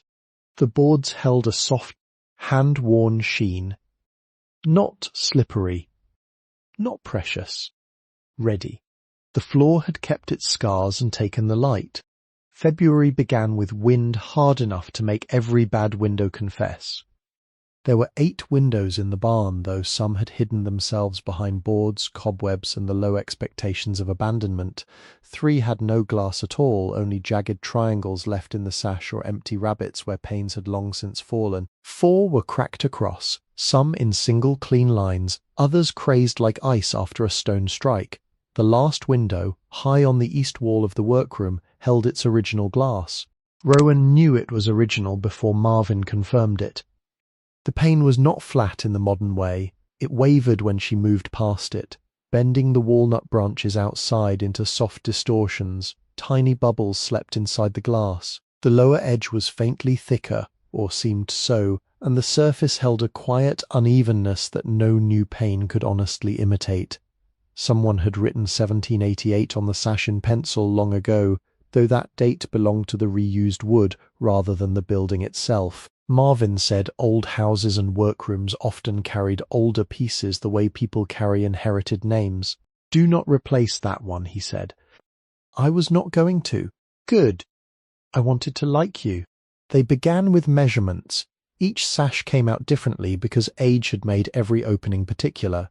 Rowan labelled them with pencil: front left, front right, counter, north high, west stove, back door, workbench, east original. She drew arrows for top and outside. She scraped away old putty with a stiff knife, softening stubborn places with careful heat from a lamp. Marvin lent her, and warning herself against cracking glass through impatience.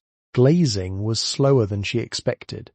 The compound came in a can labelled DAP 33. Its surface skinned slightly under the lid. Marvin told her to knead it until it warmed in the hand, roll it into thin ropes, press it into the rabbit, set the glass, push glazing points carefully with a putty knife, then lay a bevel of putty clean enough to shed water. No gaps, no proud ridges, paint later when skinned over. Do not handle glass like a plate. Handle it like weather waiting to break.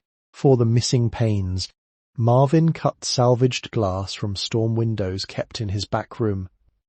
Not perfect, but close. The first pane Rowan set cracked because she pressed one corner too hard against an opening that was no longer square. She stood with the broken piece in her hands and said nothing. Marvin, who had come by with sash cord and groceries he claimed had been ordered wrong by the cafe, looked at the crack. Now you know. Yes, sir. Second one will cost less pride. He was right. The 4 cracked panes she replaced one at a time, saving the largest unbroken pieces for future repairs. She wore gloves when cutting, but still received 2 narrow slices across the side of her hand, clean as paper cuts and slower to close. The putty gathered under her nails. Old paint came away in scales. Some sash joints were loose and needed glue. One muntin had to be pinned with a brad so small it seemed foolish until it held. The sash cords were their own education. Only 2 windows had weights remaining, hidden inside pockets beneath trim stiff with paint. The cords had rotted to dark fuzz. Marvin sold her 1/4-inch cotton sash cord and showed her on a loose frame in the store how to tie a figure-8 knot at the counterweight. Pass, loop, back through, tighten under load. Not a granny knot, not a wish, a knot with memory. At the barn, Rowan removed the trim carefully, labelling each piece so it could return to its old place. She fished the new cord over the pulley with a length of wire, tied the figure-8 knot, lowered the iron weight into its pocket, and tested the sash. The first time it rose and stayed balanced by weight hidden in the wall, she smiled in a way that vanished as soon as she noticed it. A window that stayed open was a modest miracle. A window that closed tight was another. Cold remained, but it no longer entered as freely. With each repaired sash, the barn's voice changed. Wind lost certain whistles, the stove held heat longer, rain struck glass instead of floor, light entered more cleanly, no longer torn by plastic or boards. The front room began to show its proportions, narrow but usable, with the counter against one wall and enough open space where a customer might one day stand without stepping into a pail. She saved the East original for last, not because it needed the most work, but because it deserved the steadiest hand. Its putty had cracked and pulled away in 2 places, yet the pane remained whole. Rowan softened the failing compound with warmth held at a distance, removed only what was loose, and bedded new putty along the edge without disturbing the old glass. The sash cord there had survived as a stiff remnant, so she replaced it with cotton and tied the figure-8 knot twice before trusting the weight. Outside that window, a walnut branch reached close enough to tap the siding when wind came from the east. Rowan was smoothing the final bevel of putty when a chickadee landed on the branch. It was a small bird, round against the cold, with black cap and bright bead eyes. It gripped the twig, tilted its head, and looked through the wavy glass at Rowan's hand. For a few seconds they faced each other across the repaired pane, one inside the weathered workroom, one outside in the bare February light. The bird flicked its tail. Rowan held the putty knife still. Then the chickadee lifted and vanished into the walnut branches. Rowan finished the bevel, wiped the knife clean, and lowered the sash. It closed with a soft wooden sound, exact and settled, by late February. The walls had begun to show where the building had suffered most from water and heat. The plaster in the front room had held better than anyone had the right to expect.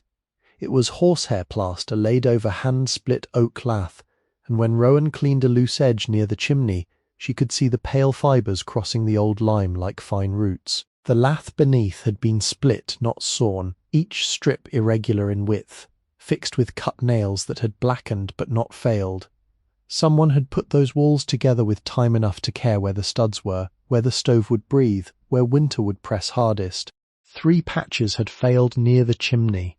One was shoulder high, a long blister where old moisture had pushed the finish coat loose from the brown coat beneath. The second sat near the baseboard, powdered and soft at the edges. The third, above the stove thimble, had cracked in a crescent that followed heat rather than gravity. When Rowan pressed it lightly with 2 fingers, the plaster answered with a hollow sound. Marvin came to look at it on a Friday afternoon, carrying a paper bag and smelling faintly of kerosene and peppermint. He tapped the wall with the handle of a screwdriver. His ear tilted toward the sound. Then he took a pocket knife and cut a narrow edge at one crack. "Original," he said. "I thought so. Worth matching. I do not know how. That is why I brought trouble."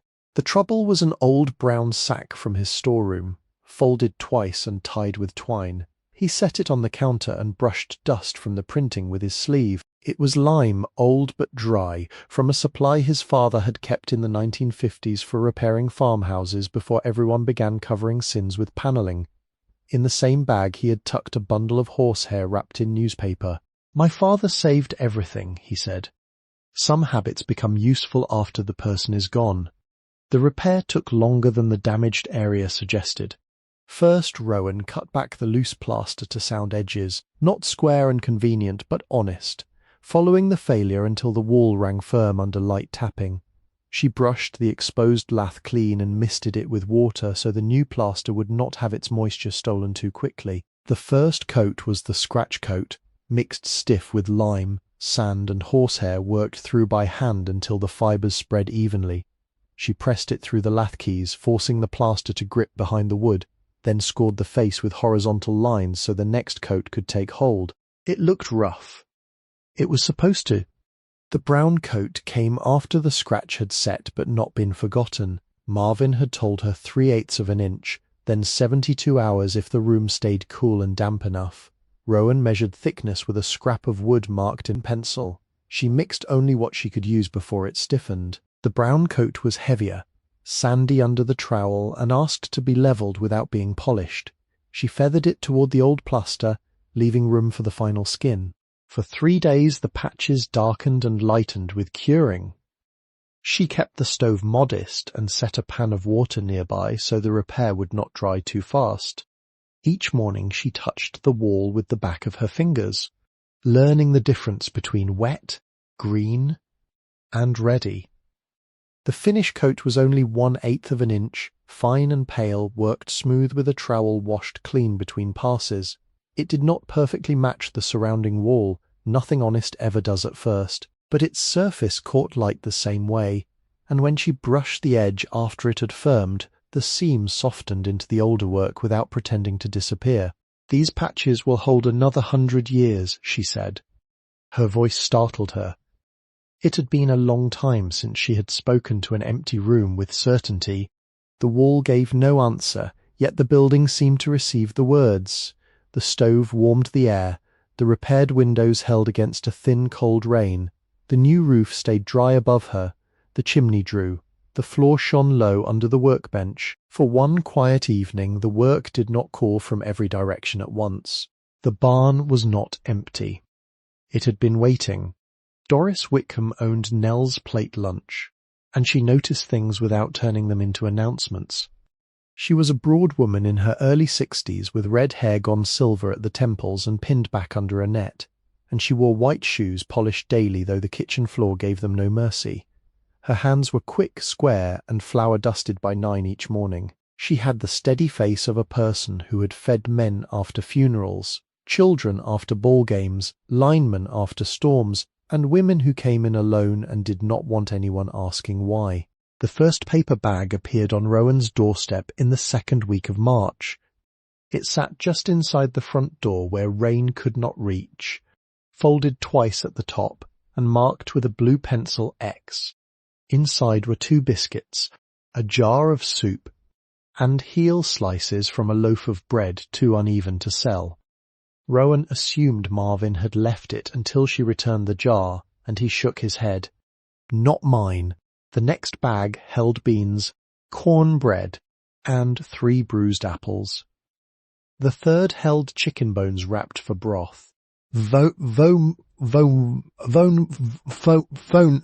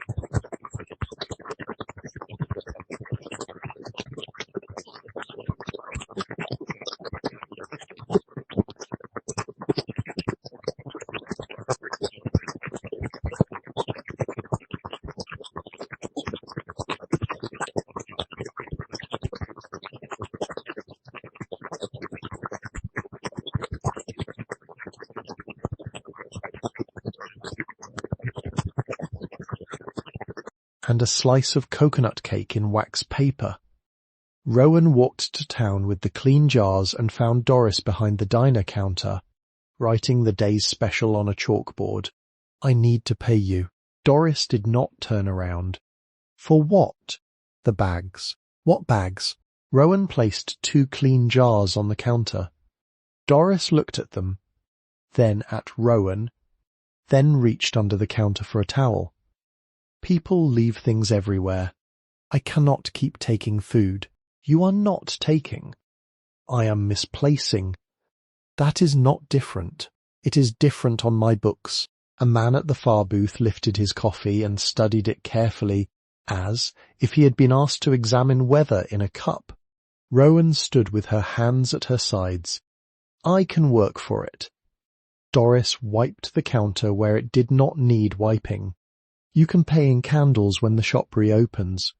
The sentence had been prepared before Rowan arrived. That made it impossible to argue without insulting something larger than soup. I do not make candles. You have beeswax. Do you not? Rowan looked at her. Doris's mouth moved almost into a smile but did not spend itself fully. This town had eyes before you came. It had ears before that.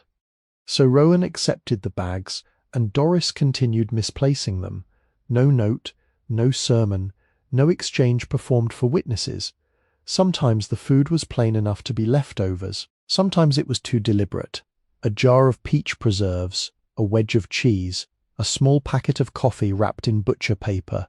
Rowan returned every jar clean and dry. In April, she left 1 short beeswax taper at the diner's back door, crooked but usable, made from remelted scraps found in the Bowworks and a cotton wick twisted by hand. The next week, Doris put a saucer on the counter with a burned inch of wick lying in it. Good candle, she said. That was all. Caleb Rusk first came to the barn on a blue Schwinn bicycle with a bent rear fender and 1 pedal that clicked every 3rd turn. He was 15, narrow as a fence rail, with sandy hair, a long neck and wrists that looked too thin for the splitting maul he carried across his handlebars. He wore a Carhartt jacket 2 sizes too large and rubber boots with dried mud up the sides. Rowan heard the bicycle before she saw him, the chain ticking in the morning quiet as he pushed it up the rutted road. He stopped near the walnut tree with the horseshoe grown into it. "My mother said you needed wood split." Rowan stood in the doorway with a paint scraper in her hand. "Who is your mother?" "Mrs. Rusk. She cleans at the annex." That explained enough and not enough. Rowan looked at the maul. "That is a heavy tool." "I know. I cannot pay you." "I know." He set the bicycle against a tree and lifted the maul as if the conversation had ended. There was a pile of cut oak rounds near the shed, scavenged from deadfall and storm limbs. Rowan had split some badly and slowly, but the pile remained larger than her evenings. Caleb worked with the grave concentration of a young person trying not to be treated as young. His first swing glanced off the round, his second stuck. He braced one boot against the wood and pulled the maul free with a red face. Rowan did not correct him immediately. Silas had taught by letting effort find its own question first. "May I show you?" Caleb stepped back, breathing hard. She set one round upright, studied the check in the end grain, and turned it so the crack faced her. "Do not fight the whole piece. Ask where it already wants to open." He watched. She swung. The maul landed along the check, and the round split with a clean pop. After that, he improved quickly. He did not speak much. Neither did she. By noon, there was a row of split wood stacked bark up along the side wall where air could move around it. Rowan brought him water boiled and cooled, and a biscuit from Doris's latest bag. He ate standing. Phone,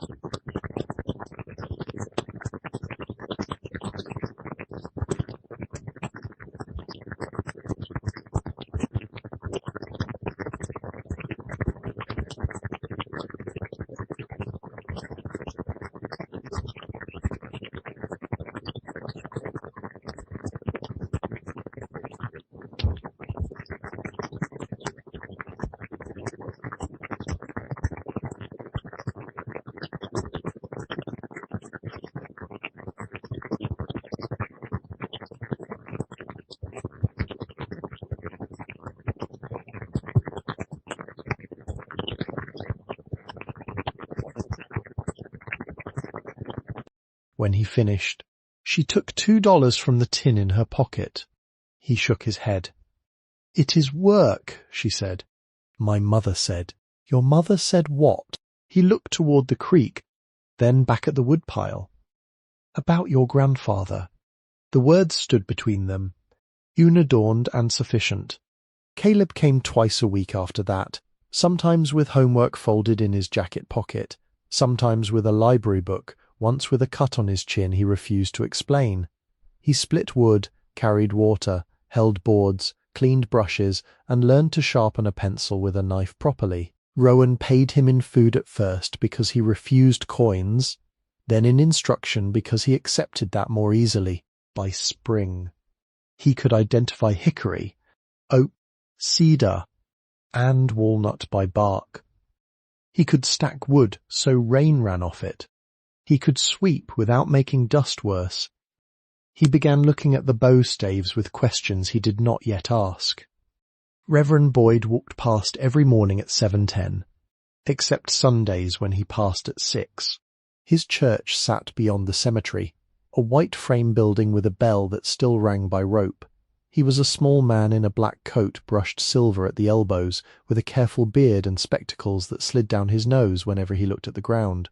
He did not come to the barn at first. He simply walked the road, his shoes whitening with dust in dry weather and darkening with mud in wet, and when he reached the turn near the walnut stand, he lifted his hat.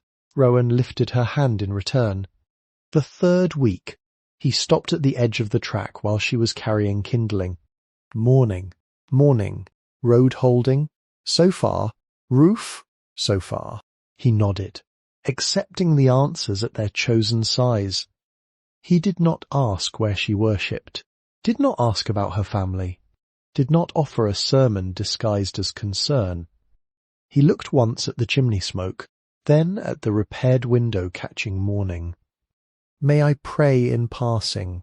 Rowan shifted the kindling against her hip. "I cannot stop you." His mouth softened. "No, I suppose not." After that, he prayed as he walked, never loudly enough for the words to become property. But when he passed nearest the barn, he always touched the brim of his hat and said 4 words.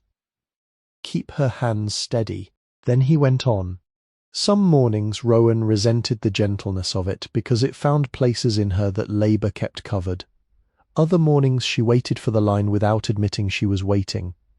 The words did not mend boards or file deeds or pay credit. They did not replace skill. They did not excuse harm. They only travelled beside the day's work, small and regular, like the tick of cooling iron. By April, the hollow had become less solitary without becoming crowded. Doris left food as if by accident. Caleb's bicycle leaned against the walnut tree twice a week. Reverend Boyd's hat moved along the road in morning light. Marvin came when materials were needed and sometimes when they were not. Mrs. Porter sent copies of old parcel notes in envelopes marked official, though some included penciled explanations in the margins that no official duty required. None of them took ownership of Rowan's survival. That was why she could bear their help. The cellar waited until February 11th because every other repair had stood above it in rank. Water came first, heat came first, roof, chimney, floor, windows, walls. A cellar could be postponed if it did not flood and did not smell of gas, rot, or animals large enough to claim it. Still, Rowan had known of the door since the first week. It lay under a trap panel in the back room, half hidden beneath a workbench extension and a stack of warped planks. Iron ring handle, strap hinges, a draught rising through the seam with the mineral smell of stone and earth. On the morning she finally opened it, frost had rimmed the inside of the repaired windows and made the wavy glass look older than speech. She cleared the planks, swept around the trap, and set the lantern on the floor. The ring handle resisted at first. Then the door lifted with a long suction sound, as if the room below had been holding its breath. Cold air came up, not foul, not warm with decay, only deep and damp and old. 7 granite steps descended into darkness. Rowan stood at the top, lantern in one hand, broom handle in the other. She tested the first step. Solid. The second. Solid. The third gave a faint scrape under her boot but did not move. She continued, counting because numbers helped the body stay calm. 4, 5, 6, 7. The cellar measured 12 by 15 feet, fieldstone walled, with a packed stone floor and a low ceiling crossed by heavy beams.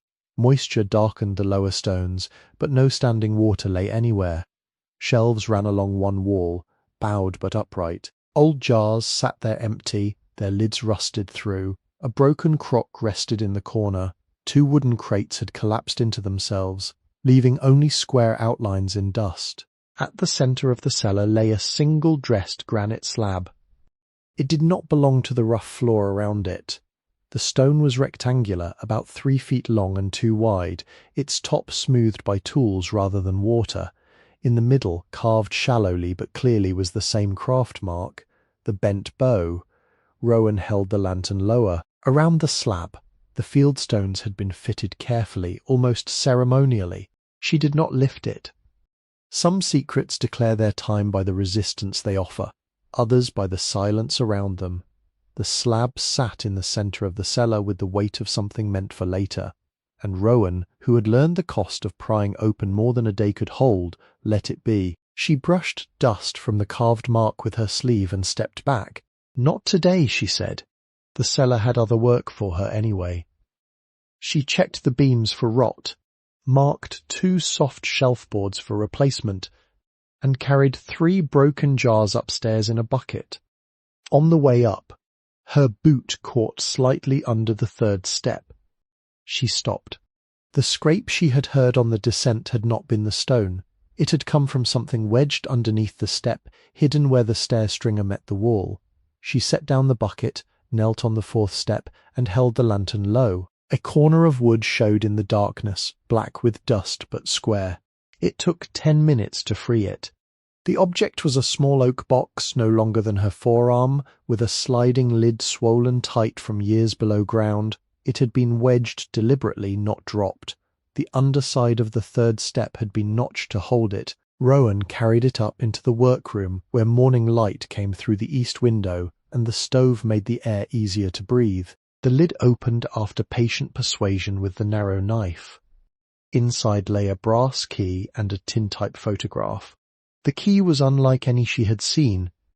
Its shaft was plain, its teeth small and complicated, but the bow at the top had been shaped like the family mark, a curved bow bent under invisible string. Time had dulled the brass to brown gold, except where it had rubbed against the photograph's paper sleeve. Rowan lifted the tintype next. A young woman looked back from 1903. She stood in front of the same cottage-like workroom before later additions had lengthened it into the barn, Rowan knew. The roofline was lower, the siding darker, the walnut trees thinner behind it. The woman was 25 or near it, with dark hair parted in the centre and pinned back, a long skirt, a white blouse, and a leather apron over both. In her right hand she held a draw knife, not as a prop, as someone who used it. Her face had the steady oval shape Rowan had seen in mirrors on mornings when fatigue had not hollowed her too much, the jaw, the eyes, the set of the mouth when not smiling. It was not resemblance enough to become certainty. It was enough to make Rowan sit down. On the back, in brown ink, were the words, Miriam Elsbeth McCready, daughter of Gideon. Edge 25. Summer of 1903. Rowan read the line 3 times. The photograph did not claim her. It did not explain blood or law or why Silas had witnessed land papers decades later, but it offered a face across time that did not look away. A woman before the same building holding the same kind of tool at an age when the world had probably already told her what women could not inherit, could not make, could not keep. Rowan placed the photograph beside Eleanora's letter and Silas's picture. 3 images now. 3 kept hands. The key she set on the mantel shelf above the stove where she could see it from the workbench. It caught firelight at night and daylight by morning, small and mute, refusing to explain itself. She tried it in no lock because none presented itself honestly. Not the front door, not the glass case, not the cellar trap. A key used too soon can become only metal, so it stayed on the mantel. Caleb noticed it the next time he came and asked with his eyes before asking aloud. "What does it open?" "I do not know. You going to find out?" "Not before it tells me." He considered that, then nodded as if grown people said stranger things and meant less by them. The cellar door closed again that evening, swept clean around its edges. The granite slab remained below, marked and unlifted, waiting in the dark with its carved bow. The oak box sat empty on the bench, its lid beside it. The tintype rested in the tin box with the letter, wrapped now in cloth. The brass key watched from the mantel over every meal, every repair, every cold morning when Rowan fed the stove before her fingers wished to move. Some mysteries did not ask to be solved. Some asked only to be kept safe until the hand was ready. By March, snow retreated in torn patches along the shaded banks, and Walnut Fork grew loud with snowmelt. The creek no longer murmured under ice, it ran full and brown-green, shouldering past roots, carrying last year's leaves, striking stone with a voice that filled the hollow day and night. The walnut trees began with catkins, small and green, hanging like questions from bare branches before leaves committed themselves. Trout lilies opened low in the damp places. Violets appeared near the well path. The first wasps woke under the eaves, slow and resentful. Rowan changed the work by season. Winter had been for keeping the building from dying. Spring was for deciding what not to hurry. She cleaned shelves, repaired the shaving horse treadle with a hickory pin, sharpened the draw knife under Marvin's instruction, and sorted the staves again in better light. The Osage pieces from the hidden packet rested on the rack, their sealed ends dark and intact, each one carrying years inside it. More than once she took one down, sighted along it, and set it back without cutting. She would not begin the craft that spring. The decision surprised people only if they had not learned the building's pace. Marvin approved by saying nothing against it. Caleb frowned, then accepted the practice scraps she gave him to scrape. Doris asked if the reopened shop would have a sign by summer, and Rowan said no. Reverend Boyd touched his hat and prayed the same 4 words. There were smaller things to learn first. She ordered linen thread, hide glue, and a new thermometer for the steaming vat, paying with 1 silver dime from the coin pouch after writing the expense in a ledger. The rest of that day she disliked having spent even that. Not because the purchase was wrong, but because opening the cash for anything made responsibility breathe close. She began practicing on small hickory samples, scraping growth rings, testing bend-over steam from a kettle, watching wood fail in ways that taught more than success would have. One sample cracked because she bent too soon. Another lifted a splinter because she lost the ring. A third took a shallow curve and held it overnight. She labelled each piece and kept even the failures in a box near the bench. Silas's sentence lived there without being written. Elianora's instructions lay open often enough that the crease softened. Rowan made humidity notes, temperature notes, time notes. She learned how the room changed when rain came from the south, how the stove dried one corner faster than another, how the vat would need pipe repair before it could be trusted for full staves. In April, the front door stayed open on mild afternoons. Light entered the shop and lay across the newly oiled floor. Bees found the first blossoms near the creek. A pair of wrens began building in the eaves despite Rowan's attempt to discourage them, and eventually she gave up and worked below their scolding. Caleb split less wood and swept more, because the stove asked less from the woodpile. Doris's bags changed from soup to eggs, greens, and once a jar of strawberry jam too early for local fruit and therefore precious. The barn no longer smelled chiefly of abandonment. It smelled of lime drying, wood oil, ash, creek damp, sharpened steel, coffee, and sometimes bread warming on the stove. Not a home in the soft way people used the word, not yet a shop either. It was a kept place, crossing slowly from one condition into another without announcing the moment of change. On the last evening of April, Rowan sat on the threshold with the ledger in her lap, and the brass key visible on the mantel behind her. The walnut leaves were opening, small and folded. The creek had lowered enough to show the pale stones along its edge. Above the roof, chimney smoke thinned in mild air and disappeared before reaching the treetops. She closed the ledger. The house was patient. So was she. 2 winters later, in December 2024, the first finished bow came down from the tillering tree just after dusk. Snow had been falling since morning, not heavily but with the steady intention of weather that meant to stay. The repaired windows had gathered white along their outer sills. Firelight moved across the oiled floor and rose along the legs of the workbench. The stove drew with a sound so clean Rowan still noticed it, though by then the chimney had carried 3 seasons of fires without complaint. Outside, walnut fork ran under thin ice at the edges. Inside, the shop held the smell of beeswax, hide glue, Osage dust and coffee gone cool in a tin cup. The bow was not grand. It was 66 inches knock to knock, made from hickory rather than osage, because Rowan had refused to begin with the rarest wood. Its back followed one clean growth ring.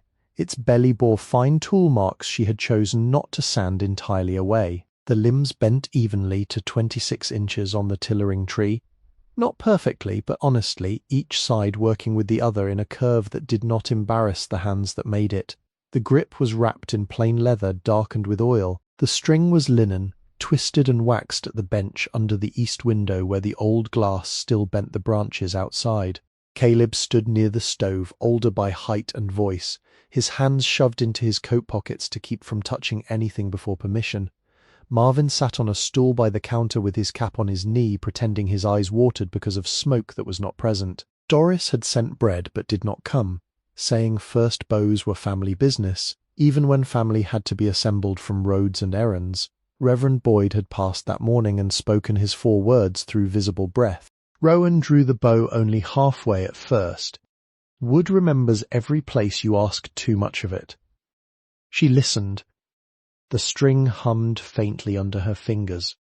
The limbs took the pull and returned without complaint. She let down slowly, then set the bow across the bench and wrote in the ledger, Hickory Practice Bow. Finished December 9th, 2024. Draw weight uncertain. Holds. Only then did she smile. The interior by then had become what it had been trying to become all along. The front room held the old counter, repaired but not refinished beyond use. Behind it hung pegs with strings, wax cakes, leather scraps, and 2 finished walking sticks made from stormfall and hickory. The cracked glass case had been reset on new feet and held small items, linen bowstrings, horn overlays, beeswax tapers and cards written by hand. The floor kept its scars under oil. The plaster patches had cured pale and strong. The stove stood blacked and clean, mica window replaced, but the old cracked piece saved in a drawer. The 8 windows held against wind, including the wavy east pane that made every winter branch look like a memory.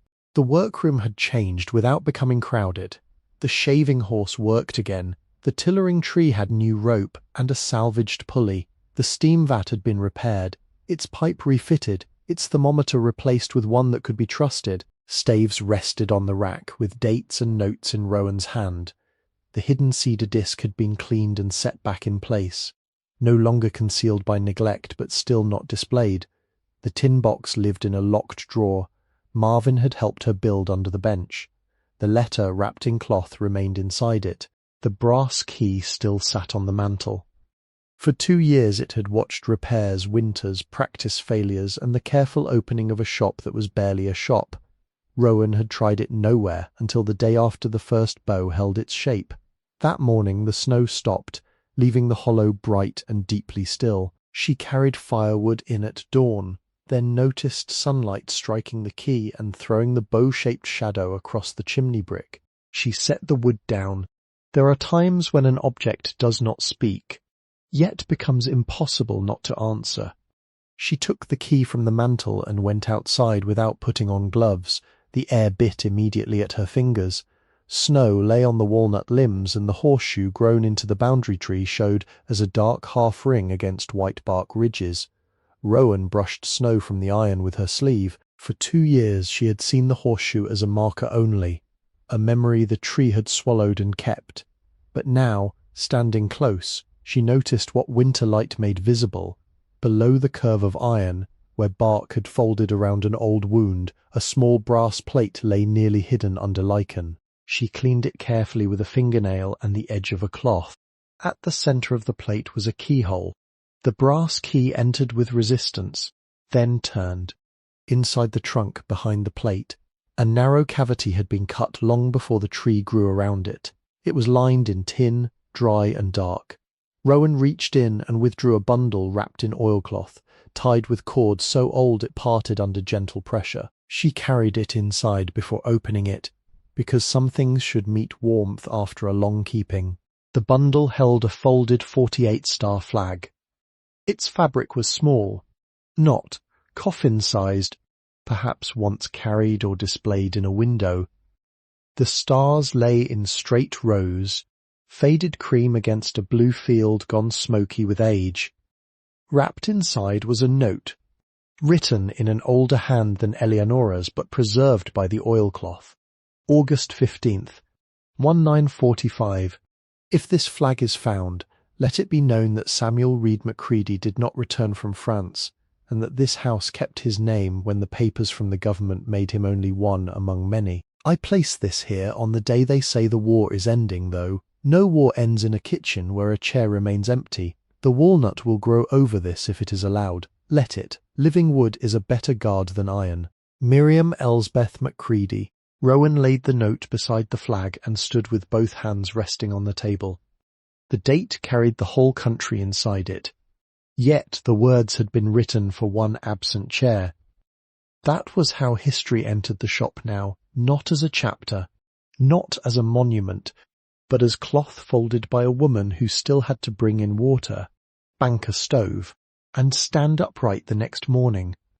She put the flag back in the oilcloth after the room had seen it. The note she copied by hand into the ledger before returning it to its folds. She did not place the bundle back inside the tree. Living wood had guarded it long enough. Instead, she made a cedar box from a plank salvaged under the workbench and lined it with clean cloth. The box went into the locked drawer beside Eleanora's letter, Silas's photograph, the tintype of Miriam, and the medal case. The medal had already found its day of honour. On May 30th, Memorial Day by its older name, Rowan had taken it to Jasper Cemetery, where Marvin helped her locate a McCready stone near the back fence. Samuel's name was there, carved beneath a small cross, and the year 1944, though his body lay overseas. Amos's marker stood beside it, with 1955 as the year death finally finished what war had begun. The grass had been cut short. Flags placed by schoolchildren moved in a light wind. Rowan set the medal case on the stone for 1 hour, while Reverend Boyd stood at a distance and removed his hat. She did not make a speech. At noon, she lifted the medal, wiped dew from the case with a handkerchief, and carried it home. Honour, she had learned, did not require display every day. It required return. The money remained mostly where it had been entrusted. Only 4 coins had left the cash. 1 silver dime had bought thread and glue in the first spring. 1 mercury dime had been pressed into Marvin's palm on the day she cleared the oldest part of the credit account, not as payment but as witness, and he had kept it in the register drawer under the tray. 1 wheat penny had been given to Caleb when he finished his first clean string twist. Because a beginning deserved a coin old enough to know patience, 1 silver quarter had paid the recording fee for certified copies when Mrs. Porter found an overlooked parcel note that needed to be tied properly to the rest. The bills were untouched except for necessities recorded line by line: taxes, roof materials, chimney supplies, glass, legal copies, food during the first winter, and repairs that protected the building rather than adorned it. Rowan kept the ledger in black ink. Date, purpose, amount remaining. No purchase entered without reason. No reason accepted because loneliness wanted comfort. The rest she sealed again, not under sawdust this time but in the cedar-lined drawer, inside a firebox. Marvin ordered at cost and refused to mark up. On top of it, she placed a note in her own hand, for the next one, if there is need. Not treasure. Time.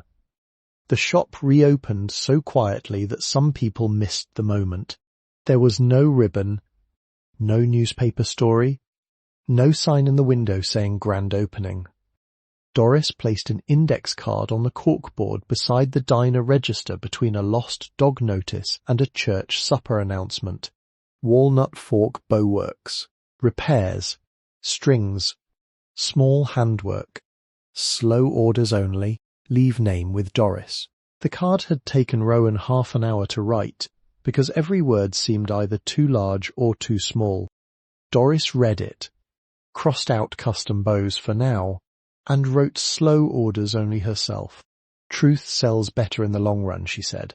By fall there were 43 names on the mailing list, though mailing list was too formal a term for the notebook Doris kept under the counter. Most were local. A few came from men who had found an old bow in a closet and wanted it examined. 2 came from women buying beeswax tapers. 1 came from a retired teacher in Missouri who had heard of a place where someone still repaired linen strings by hand. Rowan answered each inquiry by postcard slowly, with prices fair enough to make Marvin frown and Doris nod. She never took more work than the room could hold. Some days no one came. Those days were not failures. She swept, sharpened, practiced, wrote notes, repaired tools, checked the creek, and walked the boundary lines with copies of the deeds folded in a tin map case. The timber company signs never went up. Survey ribbons appeared once near the far ridge and were gone the next week after Mrs. Porter sent a letter with county stamps on it, and language so dry it could have kindled a fire. On the first Saturday after Thanksgiving, Caleb returned carrying a long object wrapped in an army blanket. He was 17 then, taller than Rowan, with shoulders beginning to understand work, and the same Schwinn bicycle now too small for him. He had been learning woodcarving from an uncle in Kingston, and secrecy from Doris, who had known for a month, and charged him pie for silence. Snow threatened but had not yet fallen. The air smelled of leaves and smoke. He laid the object across the counter and unwrapped it. It was a wooden sign, hand-carved from walnut. The letters deep and slightly uneven in the way handmade things are allowed to be. He had copied the old burned lettering from the front sign, but added beneath it a second line. Walnut Fork Bowworks. Daughters, plural. Rowan looked at the sign long enough that Caleb began shifting his weight. "I can fix the S," he said. "There is nothing wrong with the S. It leans. So does the north wall." He swallowed, pleased and trying not to show it. Marvin, who had come under the excuse of delivering stove polish, ran one thumb over the carved letters. Doris stood in the doorway with a paper bag and said nothing at all. Reverend Boyd removed his hat, though he was indoors. The old sign above the front doors remained, too weathered to remove and too true to discard. Caleb's sign was hung inside over the counter, where customers would see it after entering. The word daughters changed the room. Not because Rowan had children, apprentices, or promises to offer, because the word made room backward and forward at once. Miriam with the draw knife, Elianora with her letter, Lorna with her tired hands, even in all she had not known how to protect. Rowan herself, standing under the sign with oil under her nails and no speech prepared. Caleb stepped back to judge whether it hung level. "It needs a little left." Marvin squinted. "No, it does not." Doris folded her arms. "It does." Reverend Boyd smiled into his beard. In the end, Rowan adjusted it 1 finger width left, and the room settled around the choice. That night, after everyone had gone and snow finally began laying its first white marks along the threshold, Rowan took out fresh paper. She had avoided the task for months because writing forward required a courage different from repairing what had been left behind. A roof told you where rain entered, a chimney told you where smoke failed. A letter asked you to imagine someone who might arrive after you were gone, carrying hunger, anger, grief, or nothing but a receipt and a last measure of stubbornness. She cleared the workbench. She lit 1 beeswax taper in the chipped saucer. She set Eleanor's letter beside her, not to copy, but to sit near the first one who had made such an act possible. Silas's scraper lay at her right hand. The brass key rested above the stove again, returned to the mantel after its long question had been answered. The first hickory bow hung on pegs beneath Caleb's sign. Rowan dipped the pen. The opening came unchanged, because some doors should keep their original shape. "My dear one, whoever you are," she stopped there for a long time. Outside, snow touched the repaired roof and slid nowhere. The chimney carried smoke straight upward. The creek moved under darkening ice. The walnut tree held its closed brass plate beneath new bark, emptied now of flag and note but not of meaning. Inside the shop, tools rested where they could be found. The ledger lay open to honest numbers.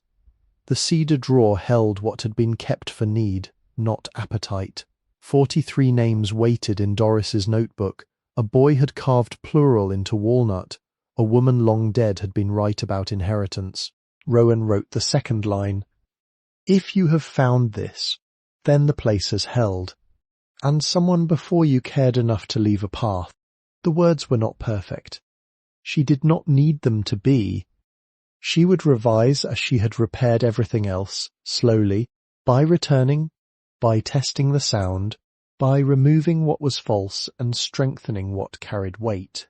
Near midnight, she set down the pen and fed the stove. The barn was not empty. It had been waiting. Years later, perhaps, someone would find the letter. Perhaps no one would need to. The work itself might be enough for a time. A bow drying on the rack. A candle burned for a winter supper. A repaired window holding off rain. A deed kept dry. A boundary walked. A tool oiled and put away clean. Walnut fork Bowworks waits. It has always waited. And in Mrs. Porter's desk drawer, beneath paper clips, expired stamps, and one peppermint gone soft at the edge. There remained a worn dollar bill from the first payment she had refused to send to the general fund. She had written no note on it. She did not have to. Some records are kept because law requires them. Others are kept because a person understands that one quiet beginning deserves a witness.